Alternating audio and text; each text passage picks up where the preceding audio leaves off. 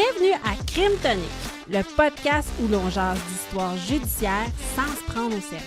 Je m'appelle Marie-Ève. Et moi, Nicolas. On vous déniche des crimes cocasses et parfois incroyables. On se prend pas au sérieux et souvent, ça dérape. On part ça!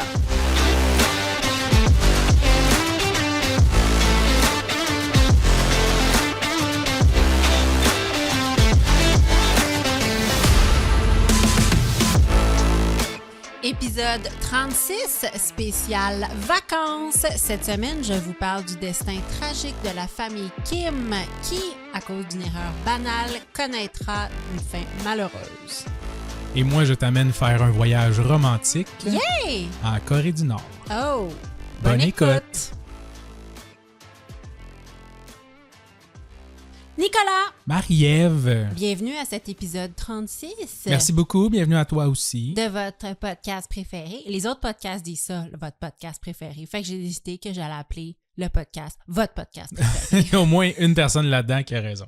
Oui, exactement. On sait pas qui. Donc, on a fait un spécial vacances. Ouais, parce que On a hâte aux vacances. c'est l'été, ben oui. C'est l'été. Et on s'est dit, il se passe plein de choses en vacances. Ouais, on voudrait pas discriminer le monde qui prenne des vacances l'hiver, là, mais Non. pour nous, c'est avec les vacances.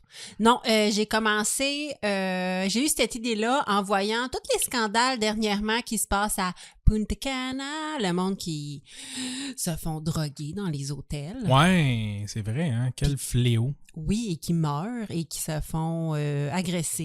Et ça, c'était pas drôle. Non. Il y a tellement plein d'affaires qui sont pas drôles. Oui, Faut faire attention aux sujets. oui. Ben, les sujets moins, mais les cas du moins. Oui, ben mon cas est triste, en fait. Mais il s'est passé plein de choses rocambolesques. Mon cas est un peu triste, Ah tu ouais? vas voir, oui. Mais des fois, il se passe des choses en vacances, c'est assez inusité. On n'est pas dans notre élément, on connaît pas notre environnement, on Non, peut faire c'est des ça. erreurs. Des fois, on connaît pas la langue. On connaît pas la langue, on peut commettre des erreurs. Donc, c'est sujet à se passer plein de choses.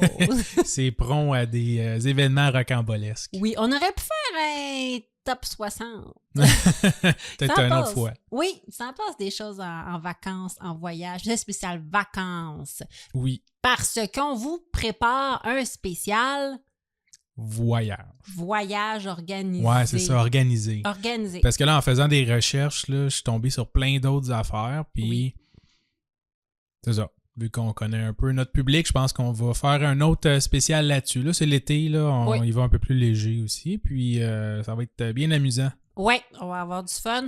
Mais là, on va commencer avec qu'est-ce qu'on boit parce que tu m'as fait un drink. C'est tellement bon. C'est bon, hein? J'ai vraiment aimé ça. Ouais, là, j'essaie de vider mes fonds d'armoire. Là. Écoute, on avait une bouteille de Suze, OK? Oui. Puis là, il faut trouver quoi faire avec ça. C'est dur à trouver de la Suze, mais moi, je Ouais. trouve que ça vaut vraiment la peine. Je sais pas s'il y en a encore à la C'est SAQ. de la liqueur de gentiane. Donc, peut-être qu'il y a d'autres sortes de liqueurs de gentiane, mais la Suze, c'est pas mal backorder à SAQ. Ou quand tu vas là-bas, ils te regardent avec des yeux de biche. Ben, moi, j'en avais trouvé mais dans une SAQ sélection, là, où est-ce qu'ils ont fait « Ah oui, des fois, on en a l'été. » Fait que c'était un bon moment. Ouais, c'est ça. Peut-être c'est un bon moment. Il me semble que j'ai regardé sur le site, puis c'était vraiment non disponible en ligne, puis je suis pas sûr qu'il y en avait dans les succursales, mais bref. Mais des fois, ils en reçoivent juste comme à partir des vacances. Ouais, c'est ça. Surveillez cela. Mais qu'est-ce que la C'est peut-être comme l'huile gentiane? d'olive, puis c'est dur à... C'est pas de la vraie, elle est frelottée. J'en ai aucune idée, tu vois, j'aurais dû faire une petite recherche, peut-être savoir c'est quoi de la gentiane. Là, ça doit être une baie quelconque ou un raisin, quelque chose de même, Ben, je sais pas. explique-nous comment on fait le drink, puis je vais chercher Ben, en fait, gentiane. Ouais, ça s'appelle un Vatican City et je cherchais en fait des recettes de drink, je suis tombé là-dessus puis vu que j'avais aussi les autres ingrédients, je me suis dit pourquoi pas. C'est écoute, la recette est facile là, tu mélanges un once de Suze ou de liqueur de gentiane, un once de vermouth blanc et un once de jus de lime, donc shaké avec beaucoup de glace. Et après, avec le petit filtre, là, tu mets ça dans ton verre et tu topes avec du Club Soda. Et la Suze donne tout le temps une belle couleur jaune fluo. Ouais. J'adore ça. C'est électrisant, ça paraît bien. On a mis ça dans des petites coupes à martini. J'adore ça. Et Ouais. c'était très bon. Ça a comme un goût de bitter, un peu amer. Ouais, c'est un peu amer. Ah, excuse, il faut rajouter aussi 3/4 d'once de sirop simple dans le mix. Ah, OK. Donc, ouais. Fais-nous un petit wrap-up. Un petit Encore? wrap-up de la recette? Ben, juste les ingrédients. Ouais, donc 1 once de liqueur de gentiane ou de Suze, 1 once de vermouth blanc, 1 once de jus de lime et 3/4 d'once de sirop simple. Mélangé avec la glace. Shaker avec la glace. Tu rajoutes un peu de soda, right? En fait, c'est ça, tu le verses dans un verre en enlevant la glace, là, OK. comme j'avais fait, et tu rajoutes du soda pour compléter. Et je t'ai filmé pendant Oui. que tu l'as fait et je vais mettre la vidéo sur les internets. Vous allez voir. T'es le barman le plus sexy de la mon bloc. planète. La gentiane est une plante dans la famille des gentianacées. Ils n'ont pas été chercher ça loin. Hein? Ben non, hein? Il est tout seul dans sa famille. Appartenant au genre Gentiana, Gentianella ou Gentianopsis. Eh ben, Donc ils ont fait de la suze avec ça. En fait, qu'est-ce qu'on fait avec ça? Il y a comme une belle... quand tu sais pas quoi faire, tu fais de l'alcool. Exactement. Je pourrais-tu faire de l'argent avec ça? Oui, fais de la suze. Ça goûte bizarre. C'est pas grave, on va faire Pas des grave, bons on drinks. va le vendre tellement en petite quantité, le monde va se l'arracher. Exactement, on crée de la rareté. Ouais. Donc, essayez ça. Le Vatican. Oui, et salut pour les vacances. C'est oui, mais en Ouais. cheers, gang. Champion de la semaine? Champion de la semaine! Allons-y. Oh, je capote sur mon champion de la semaine. Il s'appelle Ryan Watson. Ryan Watson, OK. Ouais, Ryan. Alors, Ryan et sa femme, Valérie, étaient en voyage aux îles Turk and Caicos. Ah oui, Comment on dit ça, les îles Turk and Les îles Caicos turques. en français? je sais pas. Les îles turques et caïques. Juré, Ah ouais? j'ai googlé, j'étais là, ça se peut pas. Aïe, aïe, aïe. Oui, turques Ça et ressemble caïques. beaucoup genre à Caillou Coco, mais c'est pas la même affaire. C'est ça, c'est pas la même chose. OK, il était en voyage aux îles Turk and Caicos. C'est les îles turques. Les îles turquoises. C'est les îles turquoises. T'es-tu sûr? Non, mais me semble. On va dire Turk and Caicos. D'accord. Écrivez-nous pour nous donner un petit cours de géographie. Écrivez avec 5 étoiles en même temps pour le podcast. Exactement. Il était là pour les 40 ans de quelques amis. Le 12 avril dernier, toute bonne chose a une fin, ils se sont rendus à l'aéroport pour retourner à la maison. Retourner où? Retourner en Oklahoma. OK. C'est des Américains. Maintenant qu'on sait qu'ils viennent de l'Oklahoma, qu'est-ce que tu penses que Ryan et Valérie avaient dans leur bagage? Avaient oublié dans leur Un bagage? pick-up. Non, ça aurait été... Oui, il aurait pu, mais non. Ah, c'est-tu lui qui a oublié des balles de fusil? Oui. Ah ouais, je l'ai vu, celle-là. Tu l'as vu? Ouais. J'ai pas lu dessus parce que c'est tout récent. Là. Ça, oui, oui, c'est un champion de la semaine, Oui, Nicolas. ben, Et on voilà. a des champions des fois qui sont Non. décédés. Toujours récent. Suis le concept, OK. épisode 36. Alors, il y avait J'arrive. Je m'en viens. Il y avait des petites munitions d'armes à feu égarées. Des petites Ouais, balles c'est de ça. fusil. Mais ça arrive, hein. Tu sais, moi, j'ai tout le temps ça. Tout le temps ça, hein? Ouais. Quand tu vas à la chasse à l'ours noir, Ben oui, tout T'oublies le temps. J'oublie de ça. mes balles de fusil. voilà. Il faut savoir que le 28 juin 2010, le site Daily Beast a publié un article titré The Most Armed States, qui dressait la liste des États américains Avec le plus de bras. dont les habitants avaient acheté le plus d'armes durant les 18 mois précédents. Oh boy, OK. OK?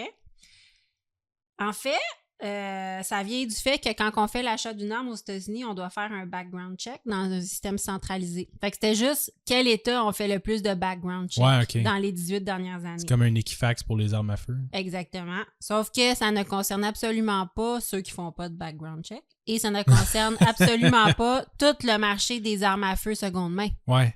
Tu sais, Ah ben oui, un marketplace doit être plein. le marketplace doit être plein, puis ça, ben ils font pas de background check. Non. Il a l'air weird, oui, mais il achète mon gun. Ça doit être quand même semi-réglementé, que je sais pas. Votre gun Parce qu'ils est ont- toujours disponible? Non, mais ils ont quand même des numéros de série. Je sais pas s'il faut les enregistrer tout ça. Ben non. Non? Ça doit pas, c'est les États-Unis. Ici, on a un registre d'armes à feu. Là-bas, ils n'ont pas de registre d'armes à Non. feu. Mais non, c'est dans la Constitution. Mais pourquoi le monde, ils vendent ça sur la rue d'abord? Ils vendent ça sur la rue. Ouais. Hmm. Tu sais, parce que quand tu l'achètes, mettons, sur une marché noire, c'est pour aller faire des affaires délinquants avec, là, parce que tu veux pas te faire retracer. Ah, je sais pas d'abord. T'as Je sais raison. Peut-être que c'est linké au moins à un nom. Ouais. Je ne sais pas. Mais ça disait que ça ne concernait pas les transactions entre particuliers. Juste à dire, quel est l'État, selon toi, qui a le plus d'armes à feu achetées durant cette période de 18 mois? Ben, ça doit être l'Oklahoma. Non, c'est la le Floride? Kentucky. Oh, le Kentucky. Est-ce que tu sais... Pour tuer tous ces poulets. Peut-être. Sur 100 habitants, sais-tu combien qu'on a acheté d'armes à feu sur 100 habitants? Si c'est plus que 100, je vais être outré. 134. Non, oui. Durant Ils ont plus... les 18 derniers mois. Wow, ils ont genre autant d'armes à feu que de voitures par habitant. 134 genre 1.3. armes par 100 habitants Wow. achetées durant les 18 derniers mois. Mané, t'as même pas assez de bras pour tout porter ça. Exactement. Je sais pas qu'est-ce qu'ils font avec ça. Mais faut dire que c'est de loin là, l'État la plus armée durant les 18 derniers mois parce que l'Utah suit avec 30 armes par 100 habitants. Oh boy, OK. Ouais, Fait fait qu'il y a que c'est vraiment... Soit que tout le monde va là-bas. Il y a peut-être un gros magasin aussi. Tout le monde va là-bas les acheter. Il y a un Costco Gun. Ouais, c'est ça. Voilà. L'Oklahoma arrive au 12e rang avec 16 armes achetées sur 100 habitants. Ce qui est quand même beaucoup, là, parce qu'il y a des armes, tu passes pas au travers. Là. Fait que ça, c'est juste le monde qui en a acheté durant cette période de 18 mois.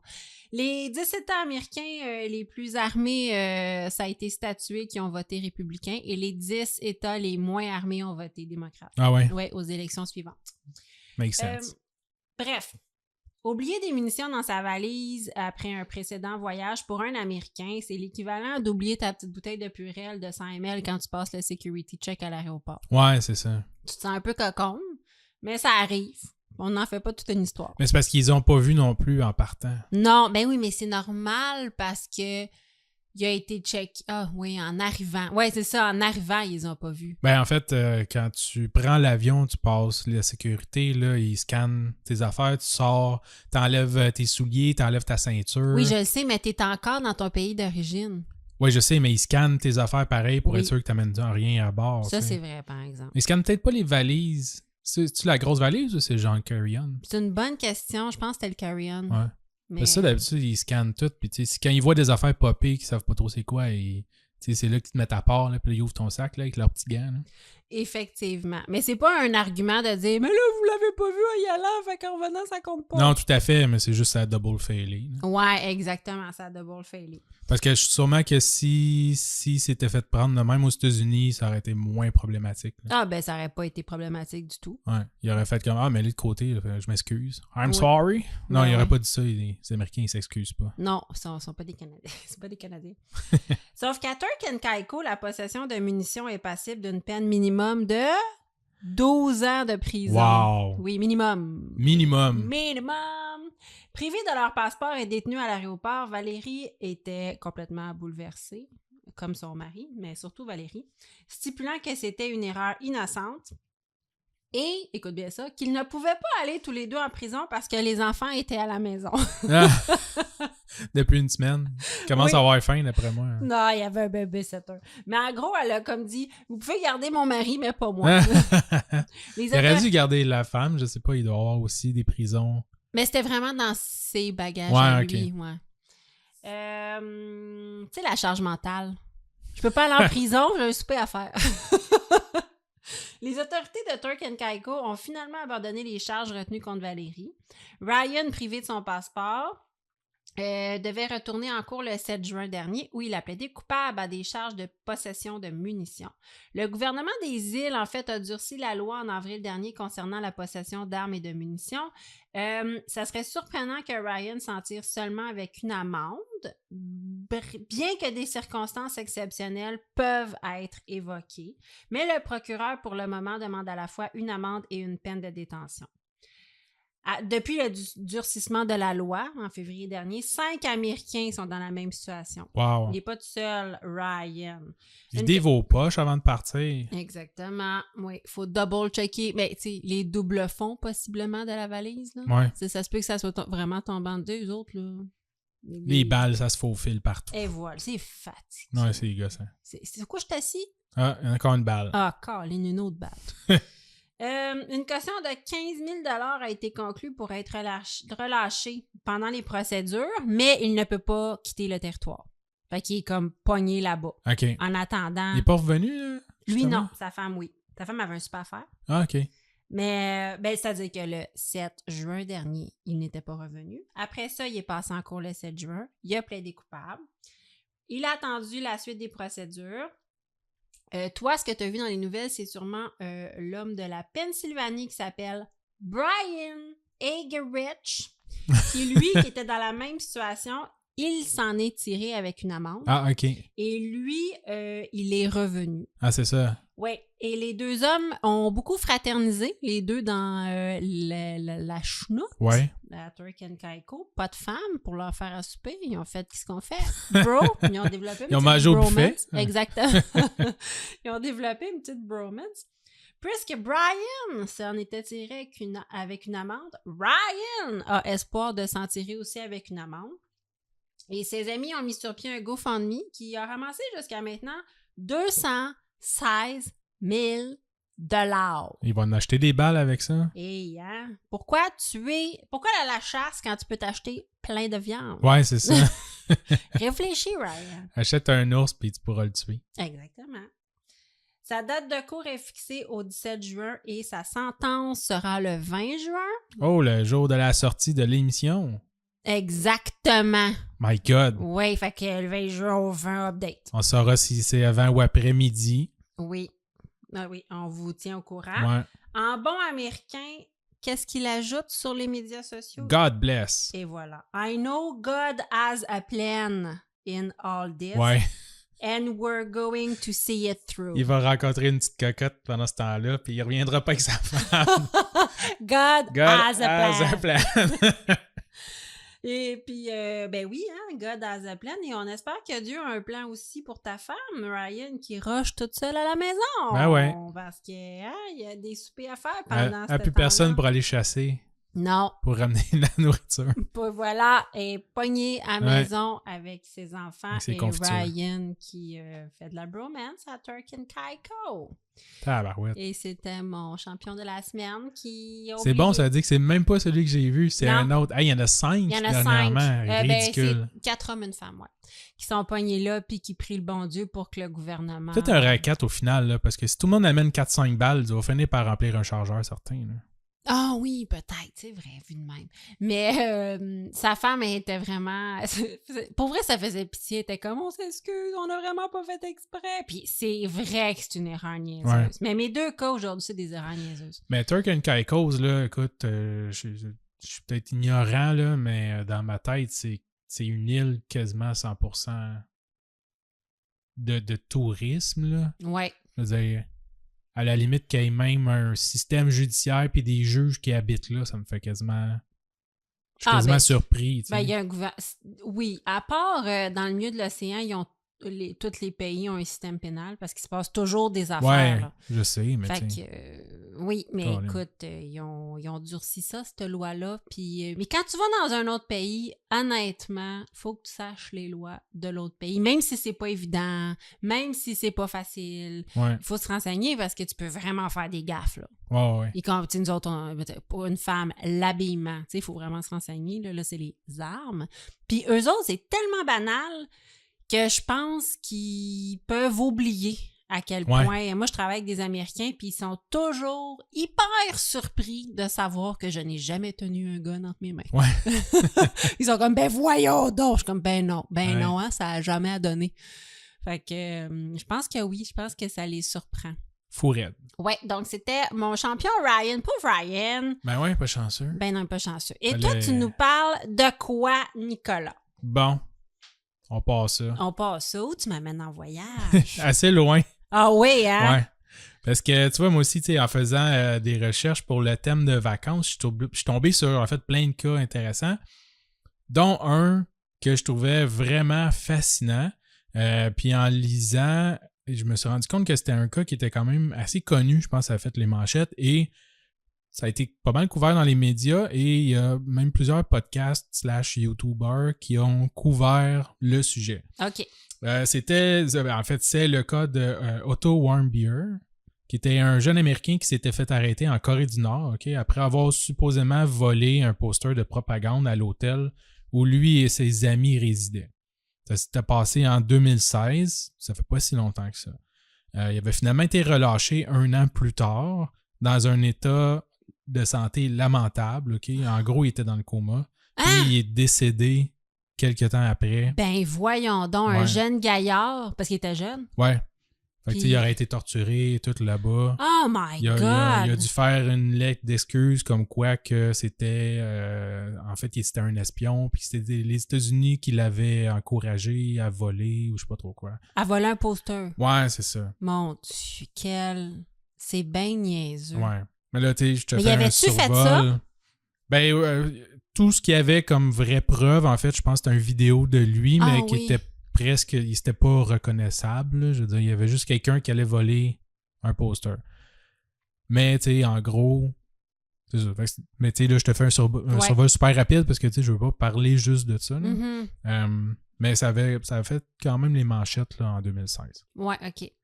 Mais tu sais, je trouvais l'idée super intéressante, mais tu sais, vu que ça avait déjà été couvert pas mal, j'ai décidé de creuser un peu plus sur tout simplement what the fuck du tourisme en Corée du Nord. Ah, j'ai vraiment le goût de... Oui, ben c'est ma première question, c'est pourquoi? Pourquoi il est allé là, mais pas nécessairement lui? Pourquoi quelqu'un irait là? Ouais, c'est ça. Parce que là, tu sais, je tombais sur des listes, mettons Wikipédia, de personnes qui ont été détenues en Corée du Nord, puis généralement, c'est des activistes, des journalistes, des diplomates, des choses comme ça. Puis quelques touristes aussi là-dedans, dans le fond, qui ont été... dont un autre Américain, là, que je ne parlerai pas nécessairement. Mais plus je creusais, plus je me rendais compte que le tourisme en Corée du Nord, it's a thing. Ça existe tu pour de m'apprends vrai. de quoi? Moi, je pensais pas qu'on pouvait y aller.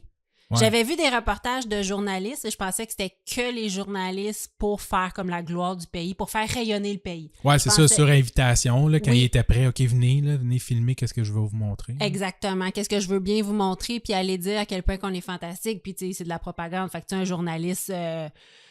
je veux dire, il y en a qui vont y aller, là, mais ils savent très bien que qu'est-ce qu'ils voient, c'est pas la réalité. Mais je savais pas que tu pouvais y aller. Comme toi puis moi, on pourrait aller en Corée du Nord. Ouais. OK, moi, si jamais il y a nos auditeuristes qui sont déjà allés en Corée du Nord, je veux vraiment le savoir. Ouais.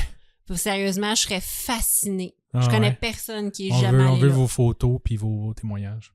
Ouais, je sais pas. Envoyez-moi pas ça, j'ai pas le goût de me faire kidnapper. Non, je pense pas qu'il y a de danger. Juste avant de continuer là, ou de commencer, en fait, là, je voulais juste signer rapidement que je ne veux pas nécessairement embarquer dans la politique la politique non plus, ou donner mon opinion, même si je le fais un petit peu, là, puis des fois on rit un peu de ça aussi parce que c'est un peu... Écoute, c'est triste et un peu ridicule aussi quand tu regardes ça de notre point de vue, là. Toute la situation, ou comment que ça se passe là-bas. Mais je voulais juste partager, dans le fond, les trouvailles intéressantes que j'ai faites sur le sujet du tourisme dans un pays qui est peu connu et surtout spécial. Oui, puis qui est mené par une dictature sanglante, grave pour les droits de l'homme. Ouais. On le dit, c'est OK. On acknowledge le fait que c'est une dictature. Là, maintenant. Moi, je parle du tourisme. Là, fait que je parle pas de la vie des gens, de comment ils sont traités ou n'importe quoi. Oui. En dehors de l'industrie du tourisme, là, directement. Oui, écoute, j'ai jamais entendu parler de ça, je veux savoir. Ça m'intrigue. Donc, la République populaire démocratique de Corée, la RPDC, ou tout simplement la Corée du Nord, aurait commencé à ouvrir ses portes au tourisme international sensiblement en même temps que la fin de la guerre froide et la chute de l'Union soviétique. Okay. Ça faisait toute partie un peu du même bloc de l'Est, là, ces pays-là. Donc, l'idée du communisme ou d'une république populaire, ils n'ont pas inventé ça tout seul. Fait que la fin des années 80? Exact. C'est vers la fin des années 80, début 90, hein, la guerre froide se termina en 91 avec la chute du mur de Berlin. Mais donc, fin 80, début 90, la majorité des touristes étaient du bloc de l'Est quand même. Fait que c'est des Russes, des Chinois, tout ça qui allaient visiter le pays, et des journalistes documentaristes, du monde qui était intéressé, genre National Geographic, des affaires. OK. Fait que c'était pas tant des occidentaux qui allaient visiter. Mais même si les frontières étaient maintenant ouvertes, la majorité des touristes ne venaient pas d'Occident, justement, mais des pays immédiats. Donc, durant les années 90, 2000, 2010, la Corée du Nord accueille chaque année environ 125 000 touristes chinois. Ah oui! Ouais. Et depuis les 20 dernières années, environ 5 000 touristes occidentaux par année. Ah, c'est pas beaucoup. Ouais, principalement des Européens. Fait, il y a des Américains là-dedans, mais chaque année, il y a peut-être 50 Américains. C'est pas énormément de touristes non plus qui se rendent. Je comprends. Mais c'est sûr que c'est toujours les pays limitrophes. Là. Je veux dire, ici, il y a beaucoup d'Américains. Nous, on va beaucoup aux États-Unis, prorata, là, comparativement aux autres destinations, parce que c'est nos voisins immédiats. Fait que, oui, je comprends. Puis il faut être un aventurier là, pour aller là-bas. Là. Ouais, c'est ça. Là, en lisant des fois des blogs d'affaires de même, c'est une drôle de destination parce que c'est pas non plus un voyage de backpacker là, où ils partent sans trop s'organiser, puis en même temps, c'est pas un voyage de tout inclus. Là. Non. Fait que ça prend du monde un peu spécial qui aime aller se rendre dans des pays peu touristiques. Oui, ben je pense qu'il faut du monde qui voyage beaucoup puis qui sont rendus là dans leur vie. Parce qu'il y a d'autres places à voir, là. Ouais, c'est ça. Ben moins compliqué et beaucoup plus convivial, sûrement. Il y a beaucoup de monde que je lisais, leurs témoignages de la même, puis c'était du monde qui avait visité des centaines de pays. Exact, là, ouais. Fait qu'à un moment donné, t'es rendu là, tu fais comme, moi, je suis tanné d'aller en Thaïlande. Là, puis... Ouais, mon Dieu, j'ai du hâte d'être tanné d'être en Thaïlande. Ouais, effectivement. Plus tard, donc, avec la crise de la COVID, dernièrement, la Corée du Nord a décidé de fermer complètement ses frontières en 2020. Ah, OK. Ça laissant ainsi complètement le tourisme et l'échange avec les provinces ou les pays avoisinants. Ah, puis ça n'a pas réouvert. En fait, c'est ça. Selon un journal, j'y reviens rapidement. Okay. Selon un journal nord-coréen, mais qui est basé en Corée du Sud, donc c'est comme le North Korea News, mais ils sont à l'extérieur du pays là, pour pas se faire réprimer. OK, fait qu'ils donnent des nouvelles de la Corée du Nord. Mais ils sont basés à Séoul, en Corée du Sud. C'est weird, mais je comprends pourquoi. Ouais, t'as comme pas le choix. Là. C'est ça.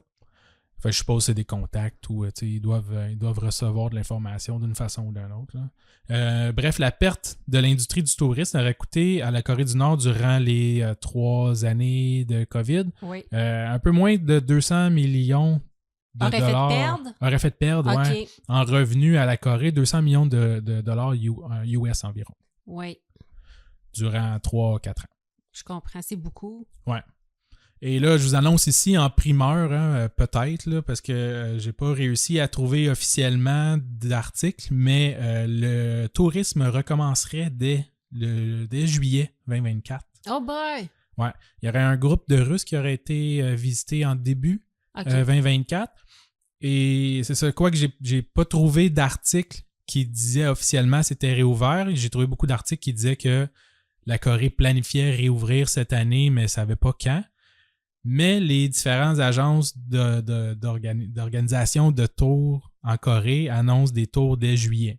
Puis, si mon expérience avec le capitalisme dit quelque chose, c'est que s'il y a de l'argent à faire, la première journée qu'ils peuvent organiser des tours, ils vont le faire. Oui, ça se peut très bien. Mais donc, je sais pas si tu t'en vas avec Voyage, si tu t'appelles Voyage Caroline, puis que là, tu fais comme Caroline, oui, c'est ça. Cette année, ça serait la Corée du Nord.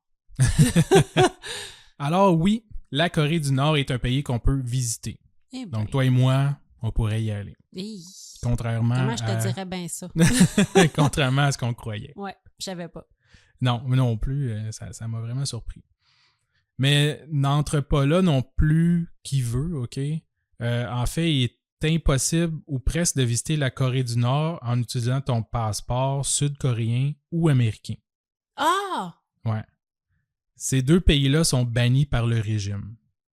Okay, pour vrai? La Corée du Sud parce que les deux pays sont en guerre depuis longtemps. Oui, mais Trump y est allé. Possiblement. Et ouais, je sais pas quelle année exactement.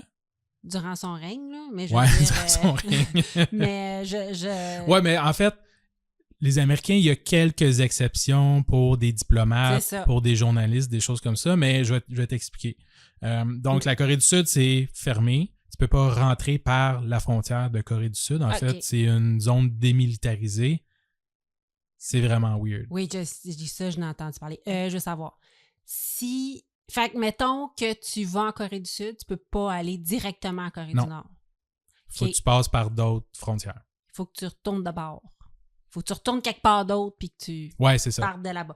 Est-ce que tu sais si ça peut te nuire si t'es déjà allé en Corée du Sud? Parce que des fois, si t'as visité certains pays, ils veulent pas que tu Je le crois pas. OK. Non, c'est vraiment Ça serait ta nationalité. D'accord. C'est même que si tu es résident ou tu as la nationalité sud-coréenne, mais que tu es un expatrié, ils peuvent faire une exception pour toi. Ah, je comprends. Ouais. D'accord. Tant que tu n'es pas de naissance ou de famille Je de comprends. là.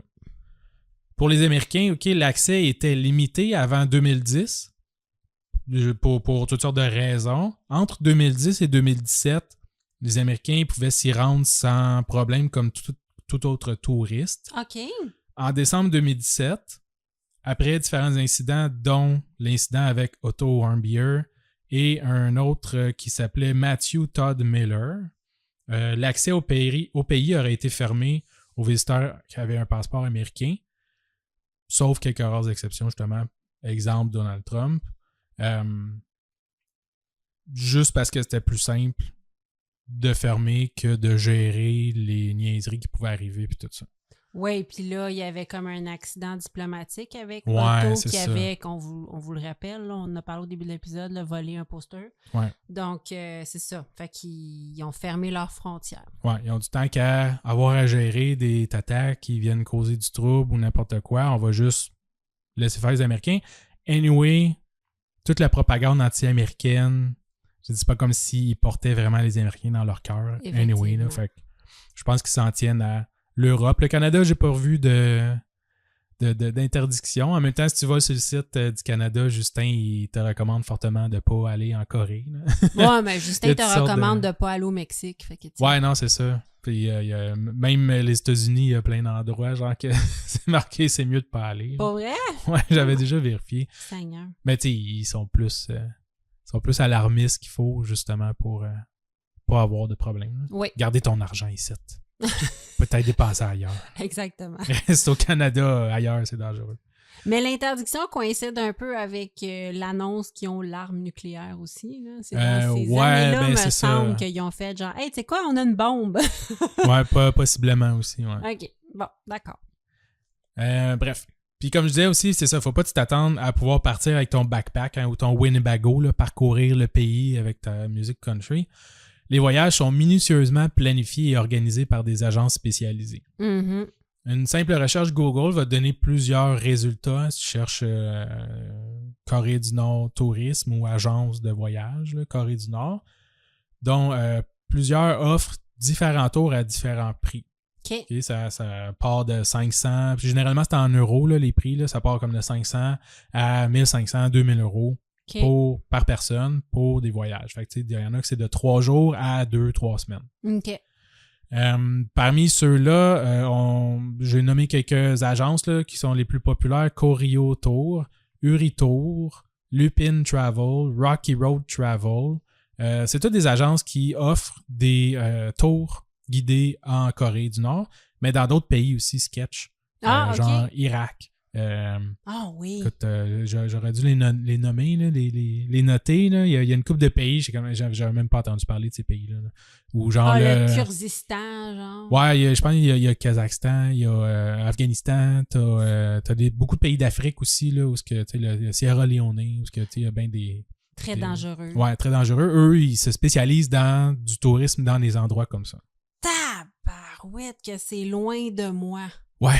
C'est quand t'es rendu là, c'est ça. Parce que moi, je suis pas une aventurière, là. Vraiment pas, là, tu sais. Fait que... Oh là là, que je ne comprends pas pourquoi des gens se... Je comprends même pas les gens qui font du camping. C'est juste... Pas parce que c'est dangereux, parce que c'est inconfortable. Ben, c'est que moi, je me dis, faut-tu être bien nanti et confortable dans ta vie pour aller faire semblant que t'es inconfortable ailleurs, alors que t'as presque pas la possibilité de retourner coucher dans ton lit moelleux. En tout cas, c'est mon opinion. Puis on n'est même pas dans le tourisme là, de vieux riches aristocrates là, britanniques là, qui partaient avec leur chapeau beige là, aller tuer des lions dans la savane. Oui. Tu sais, c'est vraiment comme tu t'en vas là, puis tu prends des photos, tu fais un tour, puis tu reviens. Là. C'est pas non plus... C'est spécial. Mais je respecte ça au bout, là. Mon Dieu, c'est juste que c'est pas moi. Ouais. Il y a une agence en particulier qui semble plus populaire que les autres, puis c'était justement l'agence aussi de Otto, là, dans le temps. Ah oui? Ouais. Pour vrai? Et de Ah, mon plusieurs Dieu. autres personnes aussi que j'ai vu leurs témoignages là, sur YouTube ou sur des blogs. OK. Young Pioneer Tours. Puis d'ailleurs, leur site internet est super intéressant. Il y a plein d'informations que j'ai utilisées. OK. Je vais t'expliquer un peu comment ça fonctionne, OK? Les tours Oui, là-bas. vas-y. Puis là, je te fais un résumé cool, puis on va parler d'une couple de mythes aussi avant de terminer. OK? Typiquement, OK, le tourisme est régi par l'Administration nationale du tourisme, la NTA là, en anglais, là, National Tourist Administration. Mais d'autres départements s'impliquent aussi dans les activités, entre autres pour se financer. Le ministère des Sports, l'Association coréenne de Taekwondo, la Ligue des jeunes, plein d'autres sous-divisions du gouvernement. Okay? C'est eux, généralement, qui vont s'occuper d'organiser ou de gérer, en fait, le tourisme en Corée. OK. Chacun possède des divisions différentes. Ça, c'est ce qu'on appelle, en fait, tout ce que les agences nomment les partenaires de l'intérieur. Okay? D'accord. Donc, c'est avec eux que vont s'associer les différentes agences que je t'ai nommées tantôt, Oui. comme Young Pioneer. Les agences de voyage. C'est ça. D'accord. Ainsi, ils vont pouvoir créer des tours et déposer à ces agences leur itinéraire. Fait qu'ils vont dire, nous, on veut, voici mon programme que je vends, on veut aller telle journée de telle heure à telle heure, on va faire ça. Après ça, on va se déplacer, on va faire ça, on va faire ça. Okay. Ils donnent vraiment leur plan, leur itinéraire. Puis les partenaires, dans le fond de l'intérieur, ils vont autoriser le plan. D'accord, ils vont autoriser le plan. Ouais, ils vont approuver ça, ils vont dire que c'est correct, ça c'est tous des endroits touristiques que tu as le droit de visiter. Les heures fonctionnent, les journées fonctionnent. OK. Donc, les partenaires, une fois qu'ils ont approuvé ça, ils vont aussi s'occuper de fournir les guides pour les groupes.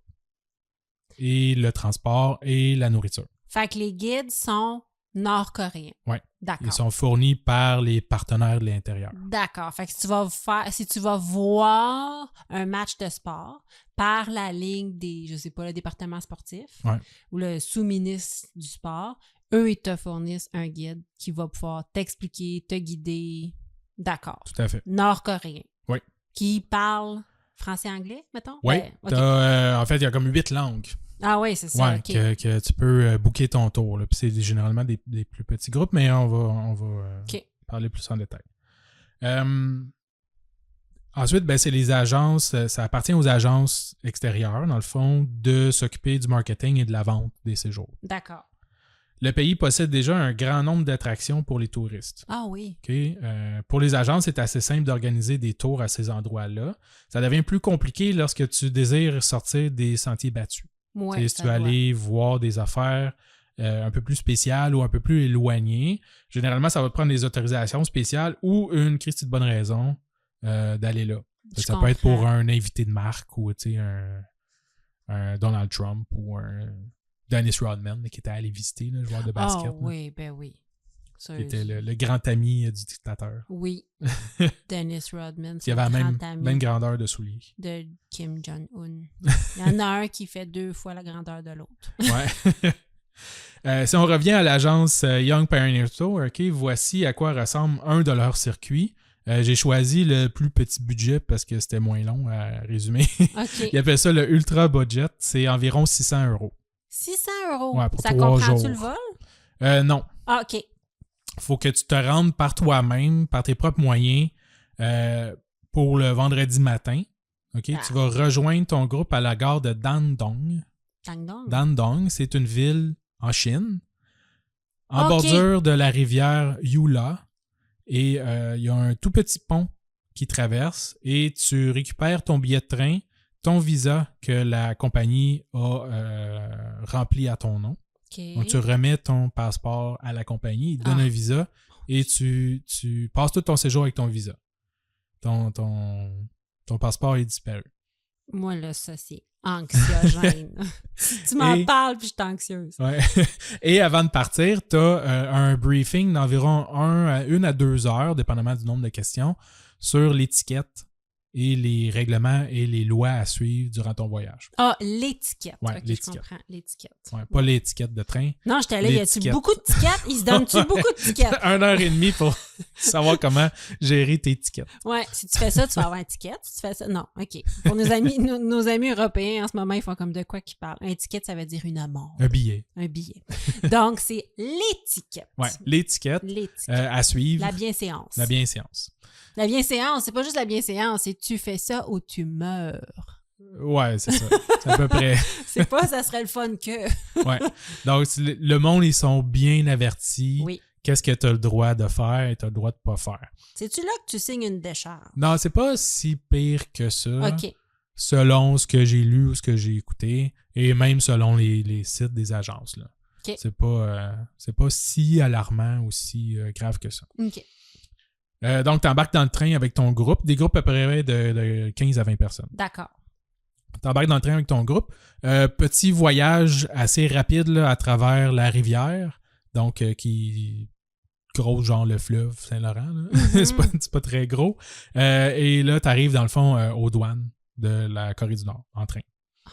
Ouais. Passer les douanes, ça prend généralement autant de temps que de se rendre, là, c'est-à-dire à peu près une ou quelques heures, OK. dépendamment. Là. Généralement, ils vont inspecter tous les bagages au peigne fin. Parce que là, ils veulent s'assurer que tu rentres rien au pays. Ouais. C'est interdit d'apporter tout matériel religieux, tout média, peu importe le format, sur la Corée ou dans la langue coréenne. OK, fait que tu pourrais amener le Journal de Montréal. Oui. OK, je comprends. Mais pourquoi t'amènerais le Journal? Ouais, mais tu sais, je pense que j'en parle un peu plus tard, mais juste petit détail, tout matériel religieux est bien référencé, là, scruté, mais tu as le droit d'amener des affaires pour toi. Si quelqu'un est religieux, il peut amener sa Bible. Ah, OK. Il a le droit de traîner la Bible pour son usage personnel. D'accord. Ça peut être problématique et quelques personnes sur la liste de Wikipédia ont été arrêtées parce qu'ils avaient oublié leur Bible dans un restaurant. Et ils se sont fait arrêter et mettre en prison. Non. Ouais. Mais tu as le droit d'amener une Bible. Mais il faut pas que tu la laisses traîner. Ouais. Fait que rendu là, tout bien de pas en amener une. Hey, je sais pas. Tu sais, c'est comme tes balles de fusil. T'sais. Ben, c'est ça. Dieu est partout, anyway, là. C'est ça. Fait que tu y penseras fort, fort. Ouais, c'est ça. Laisse faire la Bible. Il devrait te voir même en Corée du Nord. Exactement. Donc, matériel religieux à proscrire. Oui. Tout ce qui est médias, livres, whatever, sur la Corée, parce qu'ils veulent pas non plus que t'importes des affaires qui vont à l'encontre de la ligne de pensée du parti. Oui. Et t'as pas le droit de drogue non plus, OK. bien entendu, ou du matériel pornographique. Ah, d'accord. Donc, ça aussi. C'est non. C'est 3 jours, tu peux t'en retenir. Oui. Pas de Bible, pas de porn. Bon, j'ai écrit ça, pas de Bible, pas de porn. Bon, OK, c'est bon. C'est plate comme voyage. Ouais, un peu. Il y a aussi certaines restrictions sur le matériel électronique ou visuel. Ouais, c'est ça. Généralement, là, puis tu sais, des fois, il y en a des sites qui disent que c'est rendu correct, il y en a d'autres qui donnent encore, mais ils parlaient souvent de lentilles de caméra de plus de 300 mm. Tu sais, genre les gros zooms là, télescopiques. OK. Parce que tu sais, ça revient un peu comme du matériel d'espionnage. OK. Ou, tu sais, parce que même, mettons, à l'hôtel, tu as la vue sur la ville. Là, ils veulent pas que tu commences à zoomer avec ton télescope, là, à regarder dans les fenêtres du monde. Je comprends. Tu peux prendre des photos, mais il faut que ça soit clair. Qu'est-ce que tu prends en photo? Exact, c'est ça. Des drones. Ah, ouais. Des téléphones satellites. Tu n'as pas le droit. Ah, OK. Tu as le droit d'amener ton téléphone, ton iPad, ton portable, tout ça. T'as-tu Internet? Bien entendu, tu n'auras pas l'Internet. C'est ça. Ton cellulaire ne fonctionnera pas. Exact. Tu peux acheter une carte SIM là-bas, Ah, OK. mais ça fonctionne juste sur leur réseau local. Mais Donc, tu pourrais acheter une carte SIM pour, je sais pas, réserver dans un restaurant. Mais tu n'auras pas besoin. Ouais, je te dirais que tu n'as pas vraiment de restaurants qui ont le téléphone que tu peux appeler pour réserver. C'est là. ça. Ça n'existe pas vraiment. Tu pourrais appeler du monde, parce que de plus en plus en Corée, le monde possède des choses là, comme des téléphones et des affaires comme ça. Mais tu pourrais appeler du monde en Corée. Tu peux juste appeler en Corée. Tu peux pas appeler ailleurs. Ah, mon Dieu, que c'est anxiogène. Puis on s'entend que n'importe quelle communication que tu fais va être probablement être écoutée. Oh oui, ça c'est sûr. Ouais. Oh my God. Donc après les douanes, c'est quelques heures de train, genre 4-5 heures, pour se rendre jusqu'à Pyongyang, OK. la capitale, hein, où tu peux observer le paysage et quelques races humains qui est possible d'observer au loin. Parce qu'il n'y a pas grand monde non plus en Corée, pour le territoire, mettons. En début de soirée, quand tu arrives finalement à la capitale, les guides te feront visiter la place Kim Il-sung, souper dans un restaurant local qui n'est pas pour les locaux. Non. Et finalement, tu vas faire dodo à l'hôtel. OK. Ça, c'est ta première journée. Fait que tu es parti à 10 h le matin, puis tu as pas mal juste fait du transport. Le lendemain matin, c'est une grosse journée. OK. Le lendemain matin, toujours avec tes guides, tu as toujours 2 guides avec toi qui est nord-coréen en tout temps. OK. On va te faire visiter tour à tour le parc de la fontaine Mansudae pour admirer les mosaïques du président éternel Kim Il-sung et du leader Kim Jong-il. OK. Ensuite, c'est le grand monument Mansudae. Ça, c'est les 2 statues de bronze géantes que tu as peut-être déjà vues. Ouais. On les voit souvent, là, les grosses statues de bronze géantes des 2 leaders qui surplombent la ville. D'accord. C'est là que tu peux, pour un léger supplément, je pense que c'est comme 5 €, OK. acheter un bouquet puis aller déposer un bouquet de fleurs et saluer les statues. OK. Comme le font les locaux. OK. Il y a ensuite la visite de la bibliothèque centrale de Pyongyang. En après-midi, c'est dîner au restaurant pour essayer des bibimbap. Ah, ben là, ça vaut à peine. Ouais. Ensuite, il paraît que la bouffe est comestible et très grise et sans saveur. Ah, ouais. Ben là, ça, c'est le forfait cheap. Ouais, mais en même temps, je pense pas qu'il y a tant de... Il doit y avoir moyen d'upgrader ça, Nicolas. Ouais. Puis tu sais, pour pas rentrer dans les opinions non plus, c'est pas comme si la population mangeait beaucoup. En même temps, c'est pas mieux quand tu vas à Cuba non plus, tu sais. Non, ces temps-ci, non, ça va pas bien. Donc, après le restaurant, ça va être déplacement en métro. Parce que le Pyongyang a un métro. Mon Dieu, tu m'apprends des affaires. Métro grandiose. Pas vrai? Oh ouais, en tout cas, j'ai pas retrouvé trop d'historique là-dessus, là, mais certains disaient que ça avait été construit par les Soviétiques dans le temps, justement. Mais écoute, c'est des cathédrales souterraines, là. C'est huge, là. C'est du marbre partout, c'est propre. Il n'y a jamais personne là-dedans non plus, là, à part les touristes puis quelques habitants. Ben, tu sais, toujours pratique d'avoir des employés esclaves. Ouais. Ça fait de la belle job. Ça chiale pas, c'est pas syndiqué. Ça fait de la belle job. Ouais, ouais, c'est ça. Il y a 2 lignes en plus de métro qui se croisent, puis là, je vais te la nommer, mais on ne retiendra jamais. Ouais. La station Chonu. Chonu? Chonu. Je sais pas comment ça se prononce. Depuis le début, ton coréen est ordinaire. Ouais, tu trouves? C'est aussi le métro le plus creux. Ah oui? Ouais, au monde. OK. Principalement parce qu'il doit passer sous des cours d'eau. Fait qu'il a fallu qu'il creuse vraiment profondément. Et en même temps, ça sert d'abri nucléaire en cas de guerre. Ah! Il y a des gros blast doors aussi, là, des grosses portes blindées hermétiques là, qui se ferment, là. Allez voir sur YouTube ou Google, là, c'est vraiment beau le métro. Ah ouais. Mon Dieu, je savais pas ça. Le métro possède même son propre musée où tu peux aller voir des photos du président éternel conseiller les travailleurs sur la construction du métro. Ah ben oui, il savait lui. Oui, ben oui. Faites ça de même. C'est ça. J'aurais pas vissé de même. Ouais. Une fois sorti des souterrains, on peut visiter l'Arc de Triomphe. Ah! Ouais. Puis, tu m'as quasiment scoopé sur ma joke, là. Quoi? Parce que justement, quand on parle d'attraction touristique, OK, la République n'a rien à envier à personne. OK? Puis là, je comparais ça un peu à l'Égypte antique. Tu sais, quand tu diriges un pays de cette façon-là, tu peux bien construire les choses aussi grosses que tu veux. Tu n'as pas de budget, tu n'as pas de conditions de travail. Non. Je veux dire, tu demandes que ce soit construit pour l'année prochaine. Sinon, tout le monde meurt. Là. Exact. Fait que... C'est comme, tu sais, là, le 3e lien, là, une table de consultation, de concertation, des rapports, on peut être pour, on peut être contre, là, mais ça ne finit plus et ça n'a pas commencé. Non. Lui, il se lève un matin, il fait, il me semble, j'aurais un métro avec des cathédrales en dedans. Ouais. Et le monde, ils font, ben, certainement. Tout ce que vous voulez. Ben, pour quand? L'année prochaine? OK. Tout de suite, monsieur, écoute, on va recruter 1 million de personnes. Toi, puis toi, puis toi. Oui, c'est ça, exactement, c'est ça. Tu t'en viens puis tu construis des cathédrales souterraines. Mais certainement, dictateur éternel. Et voilà, c'est fait.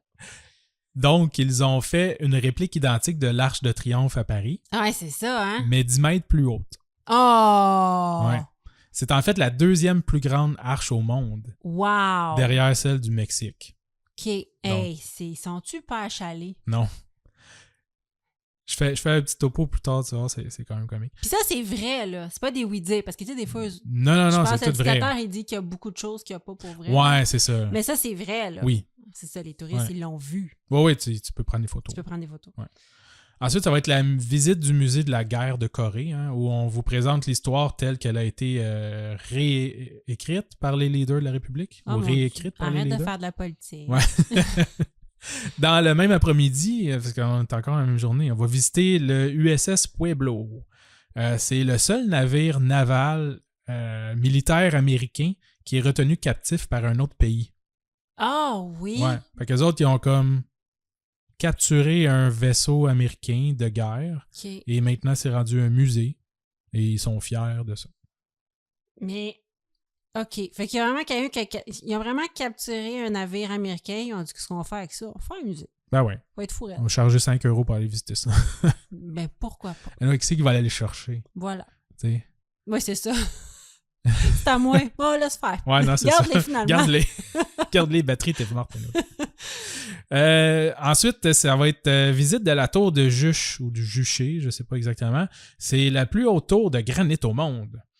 Du haut de ses 170 mètres. Pour un léger supplément, tu peux monter les marches jusqu'au sommet, 150 mètres, à pied, bien sûr. Il paraît que le dictateur le fait sur les mains. Ouais, tous les matins. Tous les matins.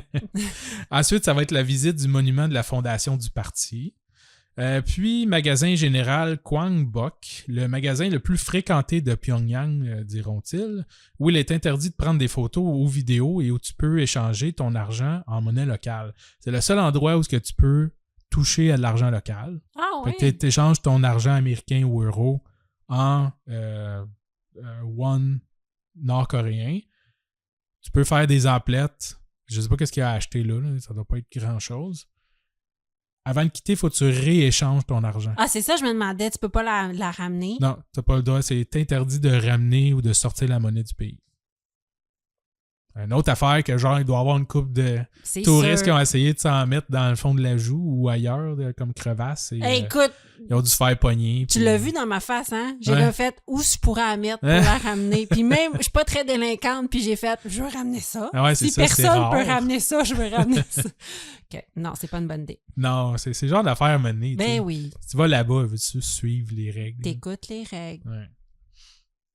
En soirée, c'est visite d'un pub ou en tout cas d'un genre de bar là, où tu peux essayer 7 sortes de bières locales. C'est fait une méchante journée, hein? Non, mais hein, ben, t'es là 3 jours. Donc, Ah, ça, c'est juste la première journée? ben non, c'est 2 nuits, une journée. OK. Tu sais, c'est comme 2 jours de voyage puis une Ouais. journée de visite. Mais ça, c'est le plus cheap. Il y en a que tu passes une semaine. Là, fait Oui, que je je suppose que c'est comprends. moins bourré. En même temps, c'est pas comme s'il y avait grand-chose à faire entre les attractions. Non, je comprends, mais pour 600 €, c'est hot, Ouais. là. T'en fais tes affaires. Ouais, quand même. Et tu finis la journée avec un souper-spectacle. Avec Le des lendemain- enfants de 3 ans qui te chantent l'album au complet de Michael Jackson. Probablement. Là. Seigneur. Ça ou genre un Mexicain qui imite Michael Jackson. Oui, mais ça va être un Nord-Coréen qui Ouais, c'est imite ça. Michael Jackson. Exact. Voilà, comme à Punta Cana. Ou ABBA. Ou, Oui, Abba. Ou Céline Dion, mais tu sais, que tu comprends fuck all. ouais, là. c'est ça. Ken Lee. Ken Lee. Enchaîne. Ensuite, ben, ta journée est finie. Le lendemain matin, dimanche, c'est le départ de l'hôtel et retour à bord du train pour quitter le pays. Ah, et c'est tout. Tu retournes en Chine. Ouais. OK. Un vidéo que j'ai suivi sur YouTube, je mettrai le lien. Le gars, il a fait tu sais, comme 5 petites vidéos là, où qui fait justement toutes ces affaires-là, puis tu peux toutes les voir, c'est super intéressant. Il a suivi exactement ce tour-là. OK. Lui, en fait, il avait pas réussi. Il avait demandé un visa double pour la Chine, OK? Donc, tu sais, je rentre, je sors, puis je reviens pour la Chine. Ouais. Et l'agence ou la Chine n'ont pas voulu lui donner. Il y avait juste un visa simple. OK. Donc, il ne pouvait pas revenir avec son groupe dans le train. Ah. Il a fallu qu'il parte en avion. OK? De la Corée du Nord. De la Corée du Nord. Donc, il est parti seul. Son groupe, il repartait en train. Il était escorté tout seul, dans le fond, par 2 guides jusqu'à l'aéroport où il est arrivé puis l'aéroport était fermé. Ils ont réussi à finalement rentrer, puis pendant genre 2 heures, ils étaient tout seuls dans l'aéroport. Il n'y avait pas un chat dans l'aéroport. C'est sûr. Puis là, dans l'avion, il y avait-tu du monde? Ouais, ben là, tu sais, plus ça avance, plus la journée avance. Puis finalement, il y avait juste 2 vols de planifiés de l'aéroport. Puis c'est la compagnie aérienne, c'est la seule compagnie aérienne 1 étoile au monde. Non! Ouais. Faut que tu embarques là-dedans. C'est des anciens avions soviétiques qui ont été réusinés pour le transport. En tout cas, mais... Je me serais évanouie. C'est sécuritaire. Ben non. Mais il paraît que c'est très bruyant. Ah non. Il donne aussi genre un burger à la viande mystère là, que tu peux manger. Ah, c'est dégueulasse. Mon Dieu, que ça n'arrivera jamais. Tu peux aussi prendre des séjours plus longs ou étendre ton séjour, justement, tu sais, pour aller visiter la zone démilitarisée. Ah oui! Ouais. C'est un endroit vraiment étrange. Je pense qu'on l'a vu dans le documentaire là, français. Là, le documentaire reportage. des journalistes, j'ai déjà écouté ça. Ouais, c'est ça. Où des soldats nord-coréens sont à quelques pouces des soldats sud-coréens. Oui. Hein, chacun de leur côté de la frontière, puis ils se font dos. Puis chacun présente ou font des espèces de simili, genre flex là, de leur armée. Où, sans arrêt. Les soldats, ils font juste se promener puis marcher en cadence. Ils se checkent. Mais de dos, comme, c'est ça. Ouais, ben c'est ça. Chacun fait son affaire. C'est juste que, gars, c'est là, puis c'est ça. Puis il y a une rotation, naturellement. Ouais. Il reste pas tout le temps là. Fait que là, il faut une rotation. Puis là, le prochain, il va venir checker l'autre soldat. Ben là, OK, moi je vais en faire pipi. Check ce soldat-là. Ouais, là, c'est toi, ça a pas de... Ben écoute, il n'y a jamais personne qui va niaiser là parce que ça partirait là, en vrille. Là. Mais il y a certains forfaits que tu peux aller voir la zone des Oui, tu peux te rendre là-bas. Tu peux pas prendre de photos nécessairement, tout ça, je pense. Là. Parce que dans cette zone-là, il y a des gens qui essayent de traverser, là. Pas à cet endroit-là, je te dirais. Pas à cet endroit-là. Il y a beaucoup trop d'armées. Là. Ouais. C'est peut-être dans la jungle ailleurs, là, mais pas à cet endroit-là. Pas là. à cet endroit-là, non. OK.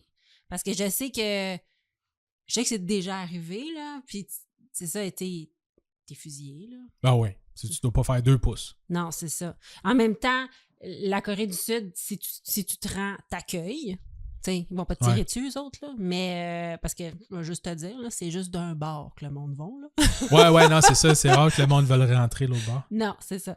Puis, c'est ça. En tout cas, bref, tu peux pas traverser. Ouais. Anyway, il y a plus de caméras au pouce carré que dans un Airbnb. Oh là là là là là là. C'est quand même weird, hein, parce que, tu sais, dans ta vie, tu pourrais, ou même dans la même semaine, là, faire une visite de la Corée du Nord, puis aller voir cette zone-là d'un côté. Retourner en Chine, retourner, mettons, en Corée du Sud, puis aller revoir la même zone, mais de l'autre côté. Tu sais. Ah oui, c'est vrai. Mais tu peux pas traverser. Mais tu peux aller d'un bord puis de l'autre, faire comme... Mais ils doivent pas aimer ça que tu fasses ça, parce qu'il y a des familles qui ont été séparées, là, tu sais, fait que tu pourrais comme faire passer des messages ou... Peut-être. Oh my God, j'ai comme plein d'idées dans ma tête. Donc... Il a mentionné aussi que la majorité des groupes organisés sont planifiés lors d'événements ou de jours fériés ou symboliques pour le pays, afin de démontrer aussi que tout va bien. Oui. Fait que souvent, c'est un peu arrangé avec le gars des vues, mais pas à 100% non plus. T'sais. Je comprends. C'est des événements généralement obligatoires pour la population, sans quoi tu peux être passible de peine, d'emprisonnement ou whatever. C'est tout le temps dans des endroits publics et c'est tout le temps des démonstrations genre grandioses. T'sais. Oui. C'est assez imposant, c'est quand même beau là, ça doit. Comme événement. Mais c'est au quart de tour, là. Ouais. Ils sont drillés. C'est pas une parade de la Saint-Jean où est-ce qu'il y a un chariot sur 2 que le monde est un peu pacté. Là. Non. La République aussi, tantôt on disait là, c'est une abonnée des records Guinness. Puis je sais pas qui des records Guinness rentre là-bas pour checker tout ça. Là. Mais ils ont des records aussi weird que le plus grand événement de gymnastique. Avec 100 090 participants à une compétition de gymnastique. 100 090. Ouais. Fait que, eux autres, ils ont dû faire tout le monde que genre leur nom commence par K. Tu te rends là, sinon... Ouais. Puis là, ils ont fait le plus grand événement de gymnastique. Ben, tu sais, s'ils ont décidé que la gymnastique était une discipline obligatoire à l'école et que l'école était obligatoire et que tous les gens qui faisaient de la gymnastique à l'école participaient à la compétition, tada! Ouais, c'est ça. T'aimes ça, la gymnastique? C'est pas grave, tu fais de la gymnastique. Ils ont aussi le record de la plus grande foule pour un événement de lutte avec 190 000 spectateurs. Ça veut rien dire! Ben non, c'est ça. Il y a des records... tu sais, c'est des records probablement possibles, c'est ça, parce que, tu sais, ils ont aussi le plus grand stade de soccer au monde. Mais c'est avec ça. plus de 100 000 places disponibles. Mais c'est vrai qu'ils ont sûrement le plus grand événement de lutte en même temps, si t'obliges le monde à être sous c'est peine ça. d'être fusillé. C'est un faux record. C'est ça. En contrepartie, ils possèdent aussi des records pour l'index le plus bas de démocratie, Ben oui. hein, le pays le plus corrompu, et le ratio le plus élevé de personnel militaire relativement à la population. Mhm. Ils ont près de 8 millions de personnes, de personnel actif dans l'armée, Wow. ou tu sais, le personnel de support militaire aussi. OK. C'est 8 millions de personnes. Wow. Pour terminer, j'ai trouvé un autre blog aussi d'un touriste / organisateur de tours en Corée du Nord, hein, qui dit avoir visité le pays tellement souvent qu'il a arrêté de compter après 40. Wow. Il a apporté des points intéressants et assez partagés, nuancés, puis je voulais en faire un petit résumé rapide. Okay? Vas-y. Du mieux de mes connaissances, en restant le plus neutre possible, du mieux de ses connaissances, pardon, et le plus neutre possible, il commence en discutant du point de vue éthique aussi, de visiter / participer financièrement à un régime dictatorial. Oui, ben écoute, les gens en ce moment hésitent à aller à Cuba parce que la population a de la difficulté à se nourrir, Ouais. parce que ce qu'on pas vit dans nouveau les non plus. hôtels... Non, mais là, c'est pire que pire. jamais, ouais. Et ce qu'on voit dans les hôtels, ça n'a pas de sens, que anyway, tu manges très mal, mais que tu manges 100 fois mieux, que tu t'en vas là avec ton argent, puis tu sais, Cuba, c'est ça, c'est un régime aussi discutable. Donc, c'est ça. Moi, j'ai quand même une interrogation par rapport à ça. Ouais. Au niveau de la transparence du régime, c'est bien entendu presque impossible de savoir à quoi sert l'argent perçu par les activités reliées au tourisme.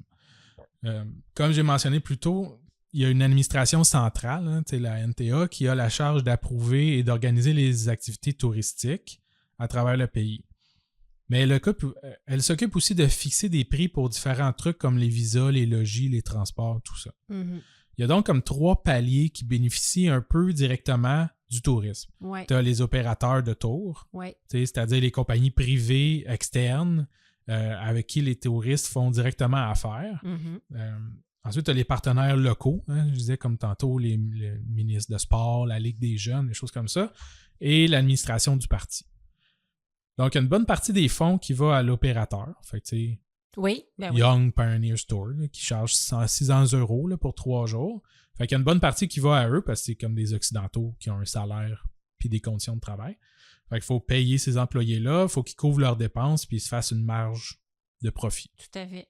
Ensuite, tu as une autre bonne portion de la tarte qui sert à payer le partenaire local. Donc, pas directement l'administration du parti, mais les petits organismes locaux qui essayent de faire des choses pour la population un peu. Mais c'est pris sur le 600 €. Ben, c'est pris sur le 600 €, mais c'est pris aussi sur les frais connexes parce que un peu à tous les sites, tu peux payer un extra pour monter en démarche. Tu peux faire ci, tu peux faire ça. Fait qu'il y a toujours un peu d'argent aussi de plus. Il y a les restaurants, il y a de l'hôtel, il y a des choses comme ça qui sont aussi payées puis que l'argent revient à la Corée et non pas directement aux opérateurs. Et contrairement à ce qu'on peut penser, c'est pas 100% de toutes les activités qui sont contrôlées par l'État. Justement, ces organismes-là s'occupent de certaines affaires. C'est pas tout le parti ou Kim Jong-un ou il ou je sais pas trop qui empoche l'argent directement. Je comprends. Les opérateurs vont donc s'associer avec ses partenaires à l'interne et les deux ont tout à gagner à travailler ensemble pour que les touristes passent un bon moment et rapportent leurs histoires et incitent d'autres personnes à venir visiter. Oui, tout à fait. Il faut comparer justement un peu à Cuba ou d'autres pays où ce que nous, on est peut-être plus habitués de visiter. C'est des pays qui flashent peut-être un peu moins leur situation difficile que la Corée parce que c'est connu de tout le monde. Là, la Corée, c'est pas c'est clairement dictatorial, mais Ouais. tu as plein d'autres pays, la République dominicaine, T'as plein d'autres pays en qui ont Amérique des du Sud. très là, gros enjeux de pauvreté. Ouais. Mais les plages sont plus belles qu'en Corée. Je sais pas, je pense. On sait pas. Ouais, ça n'a pas l'air... Non, non. hein. Et si tu vas au nord, là, t'es comme au sud de la Sibérie, là, c'est pas... Y a-tu pas des fameux. plages? Ah oui, il y a des plages. Ben, il y a comme des Ben, cours d'eau. il y a des cours d'eau, là, mais c'est ça, c'est pas... Non, ça doit pas être... Wow. non, c'est doit pas, faire c'est pas tropical. Non. Ensuite, ben, c'est ça, il y a tous les frais additionnels durant le voyage, hein, les hôtels, les restaurants, les musées, les différentes activités. Il faut compter les pourboires aussi qui sont donnés aux employés directement. C'est un peu comme ailleurs, hein, les chanceux qui peuvent travailler dans le tourisme ont souvent des avantages comparativement à la population générale. Tout à fait. Pour la question de si le tourisme finance le parti en place, c'est donc un peu oui et non. T'sais. Oui. Donc, du moins, l'argent ne va pas directement dans les poches des dictateurs. Mais justement, vu le manque de transparence, on ne peut pas non plus confirmer totalement où va l'argent. Tout à fait. Comme mentionné plus tôt aussi, chaque groupe est accompagné obligatoirement au minimum par 2 guides locaux. Ouais. En théorie, OK, ces guides-là ne sont pas des espions. Ils ne sont pas là pour surveiller les visiteurs, écouter qu'est-ce qu'ils disent, puis tout ça. Mais c'est leur mission, c'est vraiment de accompagner et faire visiter le pays. Oui. Mais c'est des postes qui sont généralement réservés aux membres de familles importantes ou diplomatiques qui ont reçu des études universitaires. Ah ouais, c'est okay? ça. Ils parlent généralement une langue de plus, là, donc plusieurs langues, et reçoivent une formation sur le comportement approprié à respecter. Mm-hmm. Ils doivent mémoriser des scripts officiels, oui. Mais ça reste des vrais citoyens. Ben oui, tout à fait, mais il faut pas. Ça doit être un poste très stressant. Ça doit être très stressant, oui. Le rôle du guide, c'est donc assez convoité, justement, et important, mais comme tu dis, c'est le genre de poste qui peut sûrement rapidement se retourner contre toi. Oui. Moindrement qu'il y a un litige ou ils sont rapides souvent à accuser et non pas faire des enquêtes. Ben oui, puis tu dois constamment rester poli en essayant de dire aux gens « Non, tu peux pas faire ça. Non, tu peux pas faire ça. S'il faut quelque chose qui n'a pas de bon sens, tu dois dénoncer. Tu dois être du côté de ton pays. Tu dois être un fidèle patriote. Ouais. Mais en même temps, c'est diplomatique, là, parce qu'ils sont comme « Je veux prendre sa photo. Je veux faire ça. » Puis tu disais comme « Non. » On en a vu des reportages où est-ce qu'ils faisaient « Non. Ouais. C'est pas possible. » Mais tu sais, toujours avec un sourire, là. Puis les gens insistent parce que, tu sais, l'humain étant ce qu'il est. Ben oui. Fait qu'ils insistent. Là, tout le monde qui va là-bas se pense plus wise là, que l'autre, là, puis faire « Ah, ben, tu sais... Ouais. » C'est pas toutes des Marie-Ève qui sont terrorisés. Il y a des gens qui sont très braves. Ouais. Je trouve que le monde devrait... Tu vas là en connaissance de cause, je veux dire. Oui. Apprécie l'expérience, puis... Ah oui, écoute les consignes. Ben, c'est ça. Et là, pour finir, pour de vrai, là, promis, ça s'étire un peu. Le blog démystifie quelques croyances populaires sur le tourisme là-bas. Okay. Premièrement, la croyance ou l'hypothèse là, que tout est faux, que tout est une mise en scène pour les touristes. Okay? Ah, OK. Lui, il dit que c'est, selon le blog, c'est surtout faux. Okay. C'est pas tout à fait vrai. Les principaux sites et monuments touristiques sont extrêmement contrôlés. Hein, c'est léché, c'est super organisé au quart de tour. Mm-hmm. C'est fait pour les touristes. Les guides ou les employés qui s'occupent des visiteurs doivent respecter des scripts à la lettre sous peine de représailles. Aussi, il y a des organisations. Il n'y a pas d'organisation pour rajouter des visiteurs locaux ou de la population civile pour donner une meilleure image. Non, je comprends. Mais majoritairement, la population va se rendre à ces endroits lors de journées organisées, comme tantôt, là, des festivals. Il y a tout le temps un festival à chaque fin de semaine. Puis il y a tout le temps un tour guidé à chaque fin de semaine. C'est ça. Donc, il y a tout le temps de quoi qui se passe pour que ça ait l'air aussi peuplé. Mais c'est des journées organisées pour du vrai monde. Donc, ils ne sont pas apportés là, genre, comme un film, là, la caméra passe, là, ayez l'air joyeux, pour ça retourner chez vous. Là, ouais, c'est ça. Ils vont là du matin au soir, ils dansent, puis il faut qu'ils aient le sourire d'en face. Oui, c'est ça, mais ça n'a quand même pas de bon sens. Ouais, mais c'est des activités aussi pour les désennuyer, je veux dire, à mener, parce que sinon, ils seraient juste chez eux. Tu gardes ta population occupée, I guess, là, je sais pas. Ah, écoute, je trouve ça effrayant. Je serais pas bon dictateur. Là, moi, écoute, je serais pas contente là, qu'on me dise tu t'en vas au Beach Club toute la journée, il va y avoir un reportage, oui, tu sais, ou puis des t'as touristes. du plaisir. Ouais. T'es obligé. Ouais. Tu y vas quand je te dis, tu reviens quand je te dis, je fais comme dans le bas. J'ai pas le goût. Il y a aussi, dans les unités de travail, hein, tu sais, là-bas, il y a aussi des organisations qui se font pour... je sais pas si ça leur donne des journées de congé, genre, OK, tu sais, lundi prochain, on va à la statue pour saluer puis donner des fleurs, tu sais. Uh-huh. Fait que sont amenés là aussi durant leur journée de travail pour saluer les statues puis rendre honneur aux parties. Fait que c'est tout ça qui fait que quand tu te rends là-bas, t'as l'impression que c'est peuplé. Ouais. Qu'il y a de la vie. Ouais. Donc, c'est pas là pour toi, mais c'est organisé quand même en conséquence. Eh oui, c'est ça. Ben écoute, ils font ça aussi à Cuba, hein. Tu vas dans des villages où est-ce qu'il y a une shop de cigares, puis où est-ce qu'il y a un petit restaurant local, mais la vraie affaire, c'est que c'est une shop de cigares pour les touristes. Là. Ouais, c'est ça. Puis c'est un restaurant local pour les touristes. Ouais. Puis là, des fois, c'est même des villages de l'habitant, là, des villages typiques. C'est pas vrai, là. Ben, comme ici, là, le village d'antan. C'est ça! Ils vivent pas là pour de vrai. Non, mais ça, on le sait. Ah non! Non. Ah, ben. Une autre croyance aussi, que c'est seulement la capitale, au Pyongyang, là, qui est ouverte au public. Ça aussi, c'est également majoritairement faux, hein, parce qu'il existe plusieurs dizaines d'endroits que tu peux visiter à travers tout le pays, qui sont disponibles à travers différents tours guidés. Ouais. Donc, c'est pas juste la capitale. Mais c'est sûr que la capitale est plus accessible et c'est là, à moins que tu sois vraiment un touriste aguerri ou bien nanti, là, parce que ça coûte quand même... La facture augmente vite là, quand tu vas passer une semaine à te promener partout. Donc, c'est là qui est quand même le plus visité par tout le monde. C'est ça, c'est comme ici. Tu vas à Montréal ou tu peux aller au Saguenay. Fait que là, tu vas au Saguenay de la Corée du Nord. Ouais, c'est ça. C'est hot, là. Fait que, ouais, c'est niche. Autre croyance, c'est que voyager en Corée du Nord, c'est extrêmement dangereux. Oui. Donc, selon le blog, il dit que c'est pas vraiment le cas. Il dit, côté crime violent, la Corée du Nord, c'est probablement un des pays avec le plus bas taux de criminalité par la population. Oui, je sais, mais quand ils t'arrêtent, c'est pour des conneries. Ben, c'est ça. Il dit, par contre, c'est important et très, très important de bien s'informer sur les coutumes locales et les lois, les règlements. Ouais. Parmi les lois, il y a le respect des leaders et du régime. Oui. Fait que, de ne pas rire, de ne pas passer de commentaires, de pas... puis là, il spécifie, mettons, toucher ou marcher sur une effigie ou n'importe quoi, ou d'endommager une affiche, une image, un slogan, un livre, une annonce à la télévision, un discours qui se passe sur un speaker, n'importe quoi. Si tu passes des commentaires, c'est dangereux pour toi. Oui. Et puis, tu sais, les guides, c'est pas des espions, mais ils parlent ta langue. Oui. Donc, il faut que tu sois vraiment prudent. Ouais. Tu niaises pas avec ça, là. Non, c'est ça.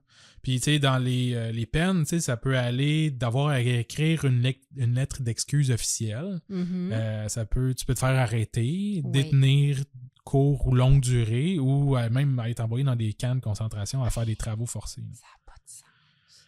Tout ça, c'est pour une niaiserie. T'sais. Ben oui. Généralement aussi, les guides et le responsable de l'opérateur de tour soulignent les règles et l'importance de les suivre aux différents endroits visités. T'sais. Ils te le rappellent constamment. OK, là, on arrive à tel endroit, tu peux prendre des photos. T'sais.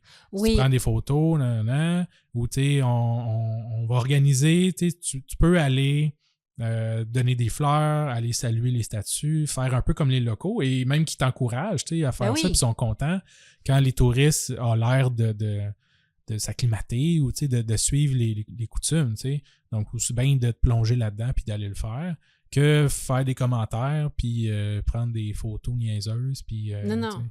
Sauf que, on dirait que c'est comme quand tu te prosternes au pied de la statue de bronze comme si c'était Dieu. Il y a comme une partie de moi qui fait comme... C'est comme si tu leur disais que c'était vrai alors que ça n'a pas de sens. Ouais. Tout ça n'a pas de sens.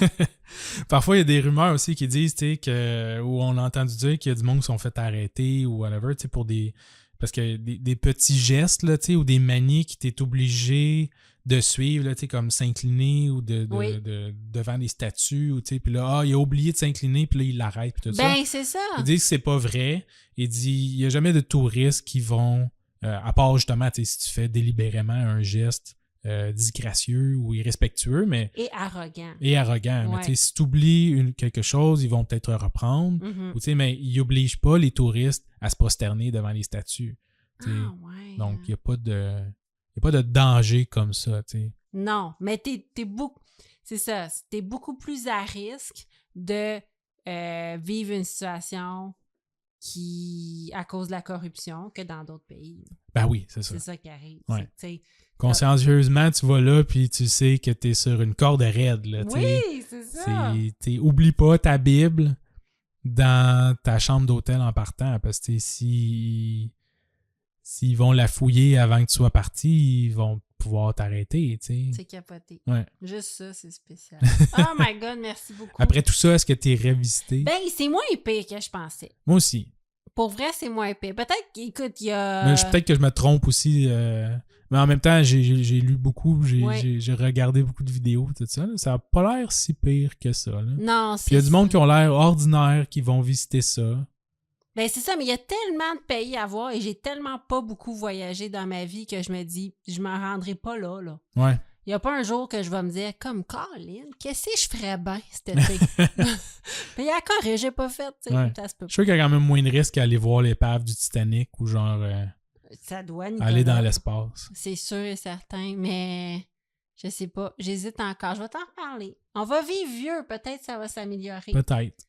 Peut-être qu'à un moment donné, ça va être Come on down!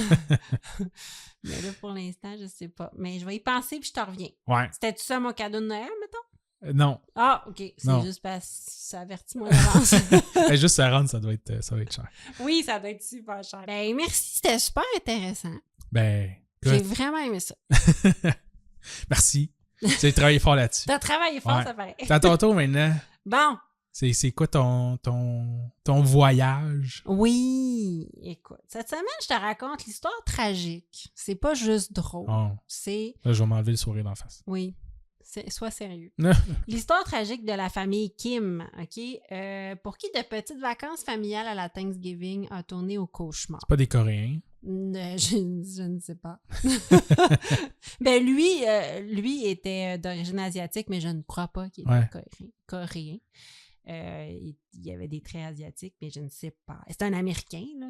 C'est vraiment un Américain, mais d'origine, je ne sais pas où. D'accord. Alors, nous sommes en 2006 à l'approche de la Thanksgiving américaine, OK? James Kim et sa femme Cathy décident de visiter de la famille à Seattle et à Portland. OK. Et possiblement évaluer s'ils pourraient déménager là. Ils cherchaient comme une nouvelle place pour déménager leur petite famille. Fait qu'ils ont décidé d'aller en Oregon, c'est plate à mort. Hey, ils venaient de la Californie en plus. Ah! Oui. Mais honnêtement, ça n'a pas l'air si trippant que ça, la Californie. Ben là, c'est ça. Puis là, eux autres, ils voulaient comme une place. Il y avait 2 jeunes enfants, une petite fille de 4 ans puis une autre de 7 mois. Puis ils cherchaient possiblement une place pour s'établir, pour vraiment comme élever leur famille à long terme. Puis je sais pas, ils sont allés à... Il y avait déjà de la famille dans ce coin-là, puis ils ont fait « on va comme évaluer si on serait bien. » Ça a l'air bien. C'est genre Midwest, là, les États-Unis, là, ça a l'air tranquille. Ben c'est ça. Puis ils voulaient quelque chose qui peut-être brassait moins, là. Californie, peut-être que ça brasse comme... C'est agréable, c'est chaud. Puis...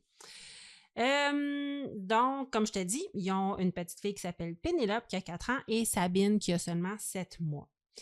James, là, pour nos amis québécois, c'est comme Mathieu Roy dans Salut Bonjour ou comme François Charon. C'est un chroniqueur qui fait... C'est une petite célébrité locale en Californie qui fait des chroniques sur la technologie à la télévision américaine. OK. Il est rédacteur en chef pour une chaîne CNET. Oh, CNET, c'est gros, ça. Bon, ben, il était rédacteur en chef pour CNET. Puis on le voit là, il fait des chroniques aussi. C'est un média qui porte sur les technologies. Tu connais ça? Ouais. Ah bon. Ça sort tout le temps dans les recherches Google, mais je saute tout le temps par-dessus. Merci pour cet éditeur. Non, je sais pas. Sa femme, Cathy, est propriétaire de 2 boutiques. Ça a l'air d'être des boutiques de décoration. OK. Ouais. En fait, ils rêvent grand et souhaitent un nouveau départ pour pousser plus loin leur carrière respective et élever leur famille. Bon. Ouais, il y a quand même Quand même des bonnes carrières. Oui, des bonnes carrières, oui. Puis ils se sont rencontrés comme après l'université, puis ils sont tombés en amour, puis c'était super beau. Puis là, c'est comme un coup de foudre. Le rêve. Le rêve. Puis depuis ce temps-là, ils se sont jamais quittés. Le 24 novembre 2006, sur le chemin du retour, après avoir été à Portland, ils ont décidé de rester une nuit au Boutique Lodge à Gold Beach sur la côte Pacifique. Ils sont en route, en fait. Fait que Cathy a appelé l'hôtel, Gold Beach, pendant que James conduisait. La réceptionniste leur a posé quelques questions et sachant qu'ils étaient présentement à Portland et qu'ils avaient 2 jeunes enfants, la réceptionniste leur a dit que c'était un petit peu irréaliste de conduire encore 6 heures parce qu'ils étaient comme à la fin de l'après-midi. Pas de ses affaires. Je sais. Soit 500 km et d'arriver le soir même. Mais en fait, elle était comme un peu inquiète parce qu'on ne sait pas exactement l'heure qui était à ce moment-là quand Cathy a appelé, mais la réceptionniste leur a dit que la nuit tombait tôt, on est au mois de novembre, et que l'hôtel serait vraiment difficile à trouver dans la noirceur. Ah ouais? Fait qu'elle dit, c'est pas une bonne idée. Vous avez 2 jeunes enfants, vous allez arriver super tard, vous allez jamais nous trouver. Ça se passe quand? C'est en 1915? Non, mais en 2006, ils n'ont pas vraiment de GPS. Non, OK. Ouais, ils ont un vieux GPS, là, comme on avait. Ouais, là, c'est ça, un Garmin. Avec un écran Garmin. Mais... un TomTom. C'est ça. C'est ça. En fait, ils utilisent une carte papier. Ah ben. Oui, mais très fiable. Ils travaillent pour CNET puis ils utilisent une carte papier. Oui, parce que dans les montagnes de l'Oregon, il n'y a pas tout le temps du réseau. Effectivement. Oui, fait que c'est ça. Fait qu'ils ont une carte papier, puis elle leur a dit... Ils vont avoir le temps de mourir de dysenterie. Ben, c'est ça, un petit peu. Puis elle leur a dit que c'était pas une super bonne idée, fait que Cathy, elle raccroche. Donc, elle raccroche, puis elle dit à James, « Ah ouais, la madame a dit que c'est pas une bonne idée. » Madame, elle veut pas qu'on vienne à son hôtel. Ouais, c'est un petit peu ça qu'elle dit. James, tête de cochon, il demande à Cathy de la rappeler et de booker la chambre. Il dit, moi là, il n'y a rien que je veux plus que de me réveiller au Gold Beach Hotel demain.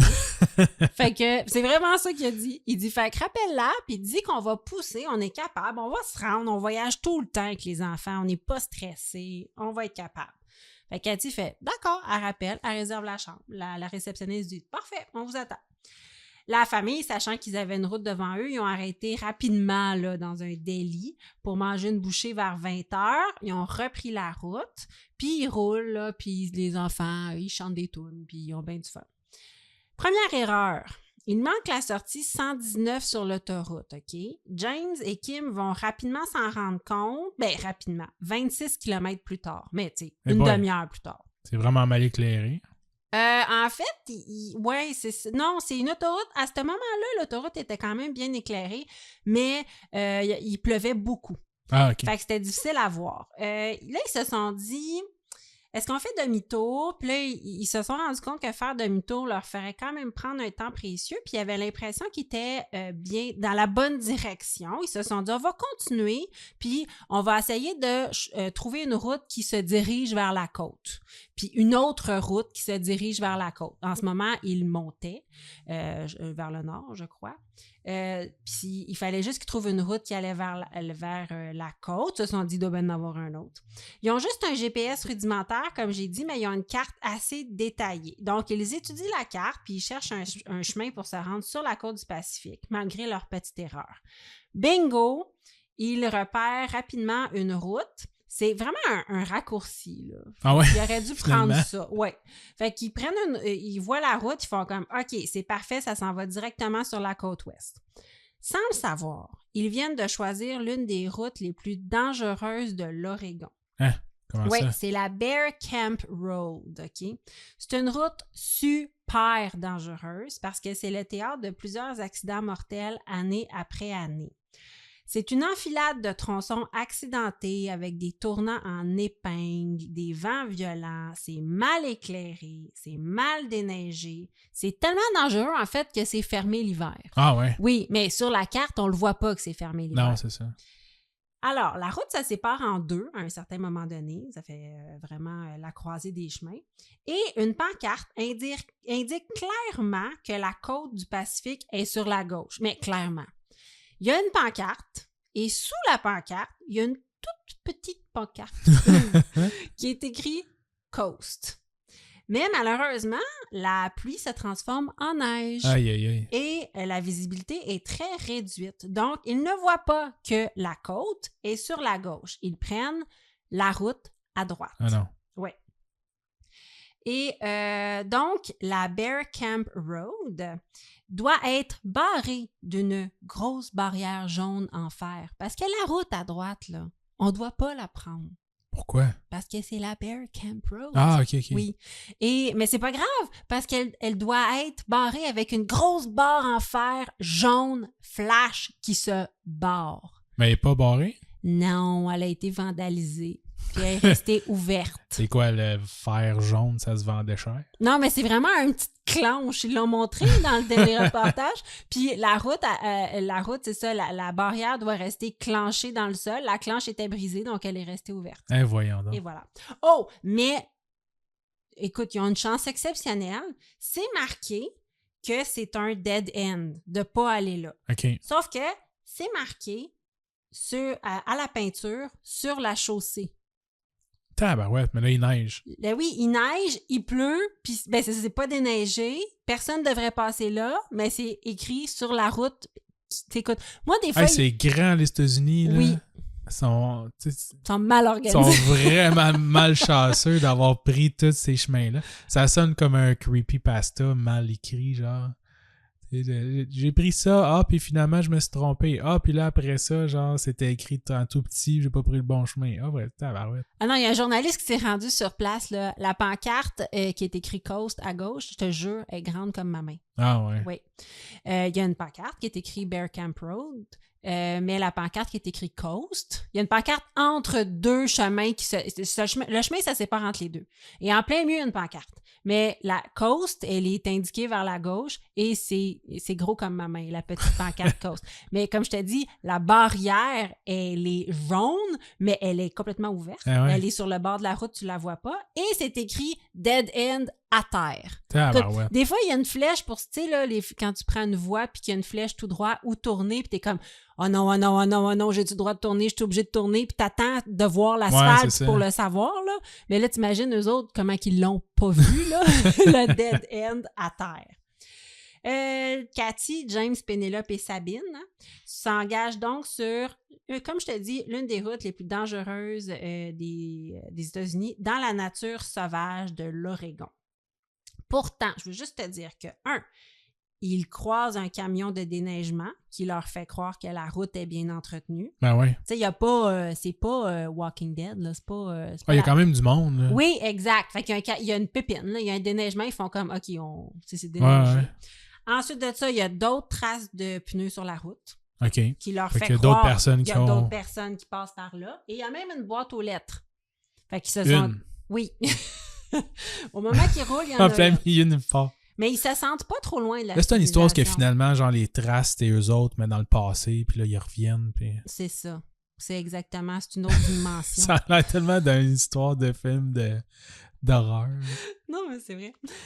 OK. Et là, c'est le bout du bout. Cathy est au bout de sa vie. Elle va s'endormir durant 30 minutes. Ah, faut pas faire ça. Non. Non, tu me permets jamais de m'endormir, moi, quand que tu conduis. C'est sûr, sinon je vais m'endormir, moi aussi. Exact. Lorsqu'elle se réveille, James a l'air très stressé, OK? Premièrement, la route, là, est jonchée de grosses roches et le véhicule avance difficilement. Il ne voit plus rien, les deux, parce qu'il neige à gros flocons. Fait que Cathy a dit « Ah non, on ne doit pas être à la bonne place, là. Je sais pas on est où, c'est mal éclairé. » Elle appelle le 911. Mais ni elle, ni James, à ce moment-là, ont du réseau. Mais non, t'as mieux nulle part. Exactement. Ce territoire-là n'est pas couvert par des tours cellulaires. À un moment donné, la voiture n'avance plus, OK? Là, il se demande pourquoi. James va ouvrir sa portière afin d'avoir une meilleure vue, là. T'es dans le lac. Il voit rien. Non, mais ils sont vraiment sur le bord d'une petite falaise. Non! Lui, il ouvre sa porte, puis elle tombe dans le vide. Wow! Fait qu'il a vraiment peur. C'est super escarpé, puis un simple coup de roue les ferait basculer. Fait que complètement paniqué, il va réaliser qu'il peut absolument pas faire demi-tour parce que la route est trop étroite. Donc, il va reculer le véhicule et ça va marcher. Après quelques minutes d'angoisse, il va réussir à reculer vers la route. Il pensait qu'il C'est ça, il était avait sur comme quitté la route. Il avait comme quitté la route, ouais. Soulagé, mais épuisé, parce que ça fait 6 heures qu'il conduise. Ah ouais. Finalement, il aurait dû écouter la fille de l'hôtel. Il aurait dû écouter la madame. Qui connaît son endroit, là. Il fait comme, là, on ne prend pas la route, là. Il y a une grosse tempête, là. Puis là, le soleil va se coucher. Puis, tu sais, les routes sont pas belles. Puis, non, c'est bon, on est capable. On s'en vient! Puis il est 3 heures du matin. Hein. Fait que là, ils se disent, on voit plus rien. Il est 3 heures du matin. On reste dans l'auto, on va piquer un somme, puis demain matin, quand le soleil va se lever, on va savoir où on est. Ouais, mais c'est pas une autoroute non plus. Non, ils sont sur une route de campagne. S'il y a un char qui arrive, il n'arrive pas à 100 pour les ramasser. Là. Non, exactement. Puis ils vont comme somnoler, mais ils vont partir le véhicule beaucoup de fois pour se réchauffer de toute façon. Fait que ils vont rester là.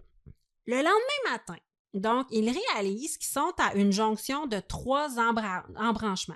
Donc, une espèce de clairière.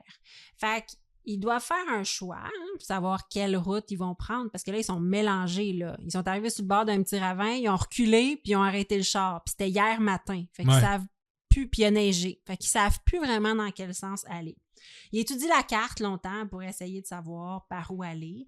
Mais là, le problème, c'est qu'ils dépensent leur essence pour chauffer le véhicule.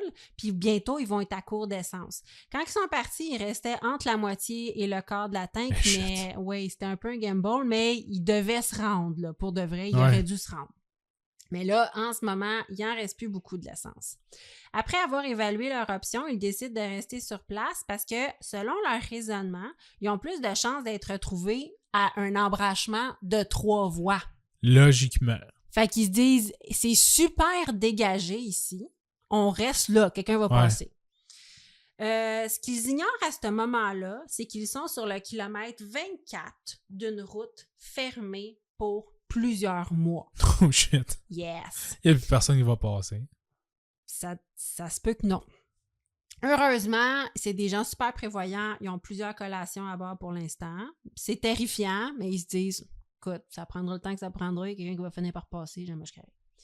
Cathy explore un petit peu les lieux autour de la voiture et repère une barrière qui donne accès à la route. À ce moment-là, l'auto, ils se rendent compte aussi qu'elle est vraiment pognée dans la neige. Donc, elle se dit, bon, il y a une barrière. La barrière est ouverte, fait que ça devrait être correct. La route a l'air passante, du moins par des gardes forestiers, si la barrière est ouverte. Quelqu'un est passé là, puis on va à la barrière. Puis, on va sûrement être retrouvé rapidement. Donc, elle rédige une note dans une espèce de sac Ziploc qu'elle met après la barrière qui dit « Stock, low on food, low on fuel. » Fuel, merci. « 2 young children, please help. » Fait qu'elle écrit ça sur la barrière. Il y a comme un petit sac qui pendouille. C'est long. Mais hein? Puis, il n'y a personne qui arrive. Fait que là, ils sont rendus à la 2e nuit. La 2e nuit, ça va moins bien parce qu'ils aperçoivent du mouvement dans la forêt puis ils découvrent que la forêt, il y a des ours. Ouais, c'est ça. Oui. Au moins, il y a un auto. Oui, il y a un auto. Fait que ils paniquent un peu, mais bref, Cathy met Sabine, c'est moi, à l'abri en la zippant dans son manteau pour être prête possiblement à courir s'il arrive de quoi. James tente d'effrayer les bêtes avec le klaxon. Finalement, les bêtes ont peur et se sauvent, mais c'est très angoissant et ça rajoute à leur stress. C'est seulement la journée suivante, au jour 4, donc, que la personne qui s'occupe de leur propriété va réaliser qu'ils sont toujours pas de retour, puis va contacter les autorités. Mais à ce moment-là, il faut que tu saches qu'il n'y a personne qui attendait vraiment James et Cathy. Ben, à part l'hôtel. Oui, à part l'hôtel, mais ils se sont juste pas présentés.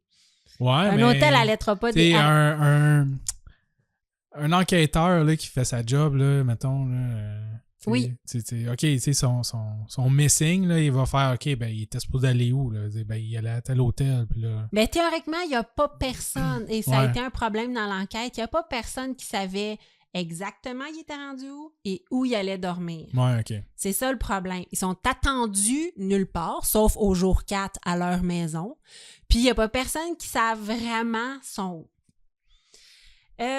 Après 6 jours...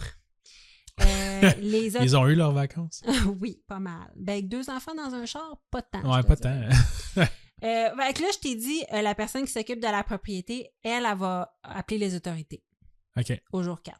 Après 6 jours, la nourriture vient à manquer, hein? Ouais, c'est ça. Dans le char, là, ils en ont moins de collations. Ils n'ont pas oublié des balles de fusil dans leur sac, quelque chose? Non, mais il y a une coupe de bâton, mais pas tant, je te dirais. Fait que Cathy, elle va allaiter ses 2 enfants, tour à tour, pour calmer leur faim. Et là, le gaz est épuisé. Le gaz a été épuisé à partir du jour 3 ou 4. Donc, il fait très, très froid. Ouais. Et la situation est désespérée. Ça m'a vraiment brisé le cœur quand ils ont dit que la petite fille de 7 mois pleurait beaucoup, puis que ses pleurs ont changé avec les heures qui passent. Ses pleurs sont devenues plus faibles parce que son corps n'arrivait pas à se réchauffer. Fait que son bébé, il faiblit. Ouais. Ça y a vraiment brisé le cœur parce qu'elle disait, tu sais, je l'allaitais puis j'essayais de la réchauffer, mais à un moment donné, je peux pas faire plus. Puis mon bébé, il y avait pas un pleur comme d'habitude, il y avait un pleur plaintif. Puis elle dit à cet âge-là, c'est vraiment un risque d'hypothermie là, parce qu'elle est tout petite. Ah, c'est ça, ils n'ont pas de système encore. De gras ou whatever, tu sais, à brûler là, pour... Ben, c'est ça. Fait que ça y a vraiment fait de la peine. Puis la petite, elle était vraiment à risque d'hypothermie. Et c'est là que Eva, qui est la sœur de James, va faire sa petite enquête et va contacter les autorités pour les informer qu'elle a découvert que James et Cathy étaient supposés aller au Boutique Lodge quelques nuits auparavant. Donc, soit qu'elle savait, soit qu'elle s'en est rendue compte, soit qu'elle a réfléchi, soit qu'elle a comme fait « Ah oui, ils m'ont peut-être dit qu'elle est là. » Bon. Elle soupçonne qu'il soit arrivé quelque chose de tragique sur la route entre Portland et Gold Beach, naturellement. Ouais, mais ils ont raté leur sortie, fait qu'ils sont pas sur la route qu'ils étaient supposés de prendre non plus. Ben, c'est sûr qu'ils sont quelque part entre Portland puis Gold Beach, mais le territoire, c'est 15 000 milles carrés. c'est grand, les États-Unis. Fait que c'est immense. OK. Fait que là, James et Cathy sont affamés, frigorifiés. Les articulations de James et Cathy font si mal qu'ils ne sont plus capables de dormir. Aïe. Ouais. La situation est critique, le temps presse. Ils n'ont plus de chauffage depuis plusieurs jours. De leur côté, les autorités et la famille organisent plusieurs opérations de recherche, mais sans résultat. Les médias... Là, ils sont pas capables de faire de feu non plus ou rien, là? Non, c'est ça. Non, exactement. S'ils font un feu, ça va être dehors. S'ils vont dehors, il va faire froid. Mais ils vont essayer de faire un feu bientôt. À ce moment-là, les médias diffusent l'histoire à travers le pays, OK? C'est alors que le père de James, qui est propriétaire d'une prospère compagnie dans le domaine aérospatial, il va noliser 3 hélicoptères pour chercher son fils et sa famille. Lui, il niaise pas avec la POC, il a les moyens et c'est un homme d'action. Fait que, en fait, il y avait plus de moyens que le comté. Ah ouais? Ouais, le comté a nolisé un hélicoptère. Son effrayant. père, il a fait « Vous êtes bien pauvre » et il a nolisé 3 autres hélicoptères. Ouais. Noliser, ça veut dire louer un hélicoptère. Louer un objet volant. En fait, tu sais quoi? Les Kim sont seulement à 48 km d'une route principale. Mais la forêt est vraiment immense et vaste. En fait, il y a un patrouilleur qui va s'aventurer sur la Bear Camp Road pour les chercher et va quand même passer proche de l'embranchement qui est pris par les Kim, mais il ne va pas les croiser. Elle va se dire « Ah oui, mais tu sais, la route est fermée. » Ouais, mais là... Ouais, mais là, il avait neigé, fait que ça avait sûrement l'air pire que c'était. Ouais, c'est ça. Ils sont pas allés là. On peut pas y aller. Il n'aurait pas pu rentrer avec son char non plus. Non, exactement. Alors, James se dit que... À un moment donné, James, il est vraiment déprimé puis il dit qu'il n'y a personne qui va venir les secourir, OK? Ils vont... C'est ça. Fait qu'ils vont peut-être pas venir les secourir dans la forêt. Puis ils ont très froid. Donc, ils vont brûler les pneus de la voiture. OK. En fait, il s'est dit, si personne vient nous sauver, ils viendront peut-être sauver la forêt. Fait qu'ils se sont dit, on va faire un gros feu. Pas fou. Oui. Puis, tu sais, à ce moment-là, je pense qu'ils avaient commencé à entendre des hélicoptères, mais ils réussissaient pas comme à attirer juste leur de faire des attention. signaux de fumée. Là. Exact. Ils se sont mis à brûler les pneus. Intense. Ça brûle longtemps, un pneu, en plus. Oui, et ils ont rajouté les livres des enfants et la peluche de la petite Pénélope. C'est-tu vraiment nécessaire? Ils ont tout mis dans le feu. Ouais, je comprends. Les vêtements des enfants et tout qu'il n'y avait pas besoin. Puis c'est ça. Puis c'était triste, puis en même temps, ils appelaient le toutou de Pénélope, ils l'appelaient l'agneau sacrifié. C'était comme un super triste. Puis sa fille était fâchée, mais il trouvait qu'il fallait vraiment qu'il brûle. Et ça l'a fait un gros feu. Parce qu'au début, ils ont juste essayé avec 1 ou 2 pneus, puis ils ont vu que la fumée n'allait pas au-delà des arbres. Okay. Fait qu'ils ont vraiment mis le paquet. Les hélicoptères du paternel continuent de rechercher James Kim et sa famille, mais ils les repèrent pas. Un autre hélicoptère va s'ajouter dans les recherches à ce moment-là, ce qui est celui du shérif. Parce qu'à ce moment-là, il n'y avait pas encore celui du shérif. Il y en a juste un, mais au moins, Ben là, ils ont un bon pilote. Ils ont fini par le nommer. Il y a des ingénieurs des tours cellulaires qui vont contacter les autorités pour leur signifier qu'ils peuvent leur venir en aide en repérant les derniers signaux de cellulaire de la famille. Mais la police, elle ne prendra pas ça au sérieux. Elle va faire comme « Non, on est correct ». Ils vont leur raccrocher au nez. Sérieux? Je te jure. C'était nouveau, tu sais, un peu comme technologie. Là. Ça devait être la même affaire que l'ADN au début. Exact. Je l'ai, la preuve, là, gars, c'est lui qui l'a fait. Là. Non, c'était... Ah, c'est beau. Ouais, ta sorcellerie. tu peux te la mettre où je pense. Exactement. Laisse faire là, les cristaux. Ah non, écoute, t'es fâchant, là. Triangulé, laisse faire, moi je fais des carrés. Ouais. Es-tu capable? Non, ben laisse faire. Ouais, c'est ça, laisse faire. Rappelle-moi quand tu feras des carrés. Des losanges. Mais ils ont vraiment dit, on peut vraiment vous aider. Puis ils ont fait, non, c'est beau. Clac, ils ont raccroché au nez. Cathy et James évaluent, avec la carte qu'ils possèdent, qu'ils sont environ à 6 km de la civilisation. Okay? Fait que James va décider de tenter de rejoindre de l'aide en marchant ces 6 km-là. Okay. Ce qui n'est pas fou, là. Ils sont vraiment rendus au jour 7, 8. Ouais, maintenant, il fait de quoi, là? Ouais. Donc, il va amener des morceaux de tissu afin de laisser des repères sur son chemin. Un matin, à 7h45, il embrasse Cathy. Il quitte pour cette opération de sauvetage de sa famille. Il promet d'être retour à 1h. Il se dit, écoute, c'est correct, 12 km, là, aller-retour, je vais avoir assez de 4 ou 5 heures. Puis, ouais, je sais pas, dans la forêt, dans la neige, puis... Ouais, mais il voulait la rassurer. OK. À ce moment-là, hyper frustrant, les recherches sont déviées car une information stipule que la famille a été vue sur la côte ouest en train de mettre de l'essence dans la voiture. Ben voyons. Ben oui.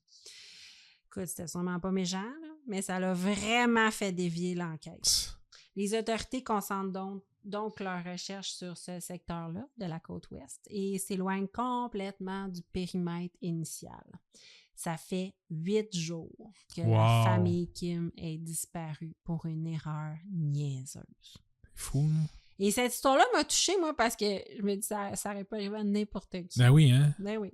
C'est niaiseux. T'as pas de cellulaire, ton char est pogné, puis t'es comme « Oh, shoot! » Ouais. Ça arrive. La saison est finie, puis... C'est ça. Puis sans faire exprès, moi, ça m'a déjà arrivé, là, prendre pour de vrai dans la forêt un chemin de skidoo. Puis me faire comme « Oh, me semble que la route est profonde. » Ouais, et c'est j'ai ça. reculé et j'ai quelqu'un qui s'en allait à la même place que moi, qui a fait la même erreur que moi. Donc, ça peut arriver. J'étais pas loin de la civilisation, mais dans le noir, dans la neige, tu connais pas le chemin. Ça peut arriver. Alors, la nuit tombe. Dans la voiture, sur la Bear Camp Road, Cathy s'inquiète. James n'est toujours pas rentré. Puis elle se dit, il est arrivé quelque chose. Il nous aurait jamais laissé une nuit toute seule. Ben non. Fait que soit qu'il ça aurait été vraiment poche de trouver des secours, faire comme « Yes, sir! » Puis là, ah, ça me semble que j'ai oublié de quoi. Êtes-vous tout seul? Oui. Et tu te rappelles des ingénieurs de tours cellulaires qui s'étaient fait envoyer promener par les policiers? Bon, ben là, ils se sont tannés, là. Fait que là, ils ont contacté la famille. Ah. Oui, ils ont fait « Hey, nous, là, on peut vous aider. La police veut pas, mais je te le dis qu'on peut vous aider. » Donc, la famille vont faire « Ah oui, aide-nous. » Ouais. Donc, ils vont rentrer leur numéro de téléphone dans leur système, hein? Et bientôt, ils vont fournir aux responsables des recherches un indice solide sur la direction prise par la famille James la nuit de leur disparition, soit le dernier signal. Tu sais, anyway, là, s'il avait été vu à mettre du gaz dans une station-service, pourquoi ils n'utiliseraient pas juste leur téléphone? Exactement. C'est-à-dire, t'es dans la civilisation, tu mets de l'argent dans ton char, tu mets du gaz dans ton char. Tu laisses des traces. Tu laisses des traces, Oui. tu dois avoir de l'argent, tu dois être capable de recharger ton téléphone à la station-service, de demander un... C'est sûr que t'es pas là, si t'es perdu depuis 8 jours. Exactement, c'est sûr.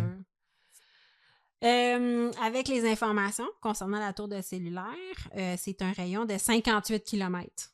Fait que c'est grand. Ouais, mais c'est vraiment moins que 15 000 milles. Ouais, c'est ça. Carrés. C'est 15 000 carrés. Ouais. Dans la forêt, Cathy n'en peut plus. Okay? Elle et ses enfants sont affamés, déshydratés, épuisés, frigorifiés. Et là, elle décide de risquer le tout pour le tout. Okay? Elle va attacher la petite Sabine en porte-bébé, puis elle va partir avec Pénélope, 4 ans, dans la forêt, dans la direction opposée de celle prise par James. Pourquoi? En se disant, c'est peut-être pas par là, parce que ça a l'air loin, il n'est pas revenu. Fait que la forêt est dense et elle va commencer à avoir des hallucinations à cause de la faim et de la déshydratation. À 2 reprises, elle va apercevoir des hélicoptères. Ça, c'est pas des hallucinations. Là. Ce qu'elle entend, elle voyait comme des flashs de lumière, de l'eau, la route aussi était comme mélangée. Mais elle va voir des hélicoptères et elle va tenter de faire des signes. Et après 2 heures, elle va décider de rebrousser chemin parce qu'elle est trop épuisée. Elle va retourner à la voiture. Finalement, au jour 9, un bénévole, John Racher, qui utilise son propre hélicoptère, va trouver la femme et les 2 enfants. Il s'est vraiment dit, tout seul chez eux, je suis sûr qu'ils ont passé par la Bear Camp Road. C'est ça. Moi, je passe tout le temps là. Il y a plein de monde qui font cette erreur-là. C'est sûr qu'ils ont fait ça. Doit bien s'être dit, là. Écoute, ça fait 9 jours, c'est la journée qu'ils ont fermé la route. Ils partaient le soir. À un moment donné, tu fais comme, ils ont peut-être passé là. Ben oui, mais il y avait plusieurs possibilités parce qu'il avait l'air d'avoir plusieurs embranchements, là, mais ça avait l'air d'être vraiment enneigé. Mais lui était convaincu. Je pense, j'ai lu comme qu'il soupait puis qu'il a dit à sa femme, ça n'a pas de sens, je vais y aller. Eureka! Oui, ben il a vraiment fait, ça fait 9 jours, je vais y aller. C'est ça. C'est ça. Chérie, prépare mon hélicoptère. À peu près, oui. Cathy, quand elle va le voir, elle est euphorique. Elle est convaincue que c'est James qui a orienté les recherches vers eux. Elle s'est dit, « Oh yes! James, il a trouvé quelqu'un puis il m'a les envoyés. » Fait qu'elle est super contente. Rapidement, les autorités disent qu'ils sont passés à un gros high d'avoir retrouvé Cathy et ses enfants, à un gros down quand ils ont compris que James n'était pas avec eux autres. Et Cathy aussi a compris que James n'avait rien à voir avec le fait que l'hélicoptère venait vers elle. Donc, où est James? Hein?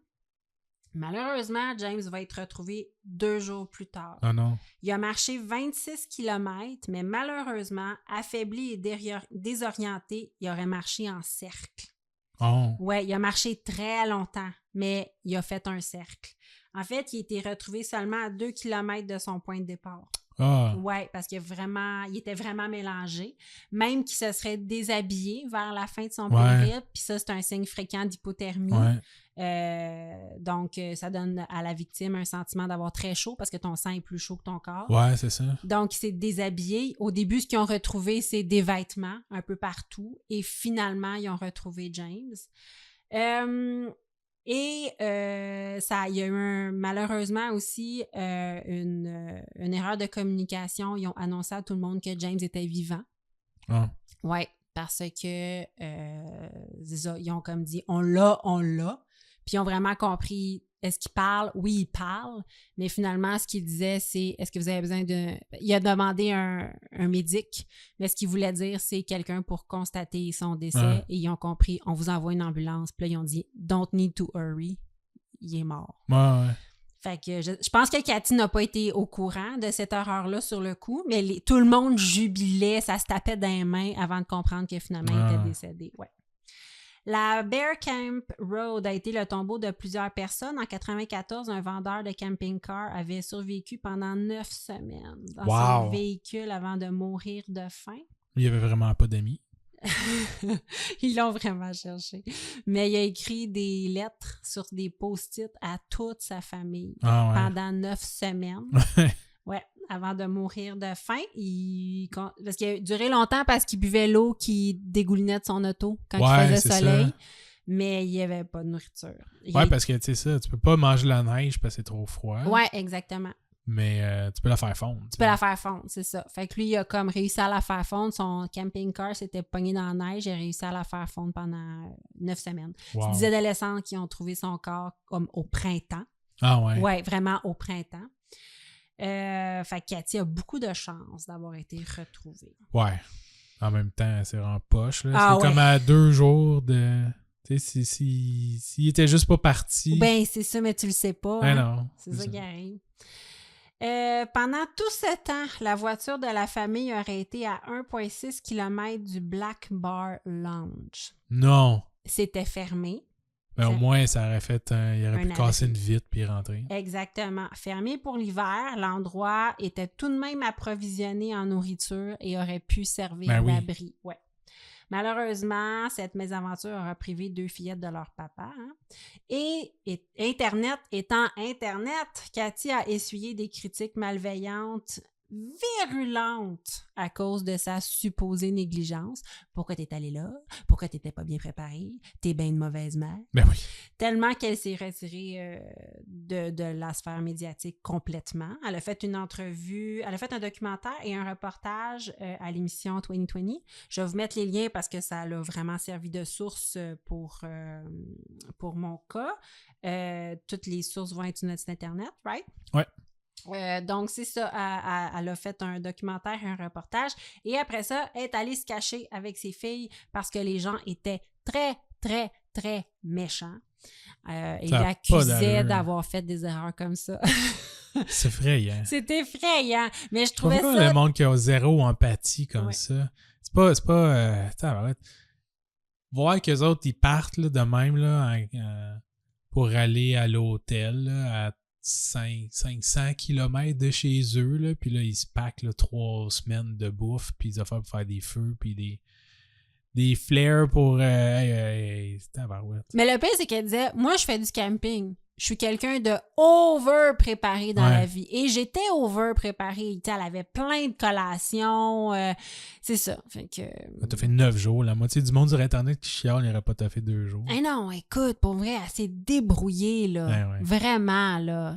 Fait que, non, c'est ça. Donc, elle s'est retirée et elle ne fait plus d'entrevue. Et elle a fait elle a écrit une dernière lettre en disant vous me connaissez pas, vous savez pas c'est quoi la vraie situation. Laissez-moi donc tranquille à nouer. Mon mari est mort. Hein. Exact. Et il crevait avec mes enfants. Ben, c'est ça, il a essayé de nous sauver, puis votre mari aurait peut-être même pas fait ça. Non, c'est ça. Ça aurait fait manger par les ours la première nuit. Hey, merci. Hey, ça fait plaisir. C'est super. Hey, ça m'a gardé sur le... À vous, hein? Sur le bout de mon siège. Ah, mais mon Dieu, t'es donc bien fin. Je suis contente de t'avoir des amis. Grosse émission. Ouais. Gagne, écoutez ça en plusieurs parties. Si vous êtes encore avec nous, merci d'être là. Ouais. Vous avez fait un vraiment gros caca. Comment ça? Je sais pas, des fois, t'écoutes ça sur le... Franchement, t'as-tu dit ça? Oh my God! OK, on se laisse avec le mot de la fin. C'est moi qui fais le montage. On va le laisser ça, là. Ah, tu m'énerves. Laisse-moi avec le mot de la fin. C'est toi qui le dis cette fois-ci. OK, si vous faites le mal, faites-le bien. Ciao! Au revoir.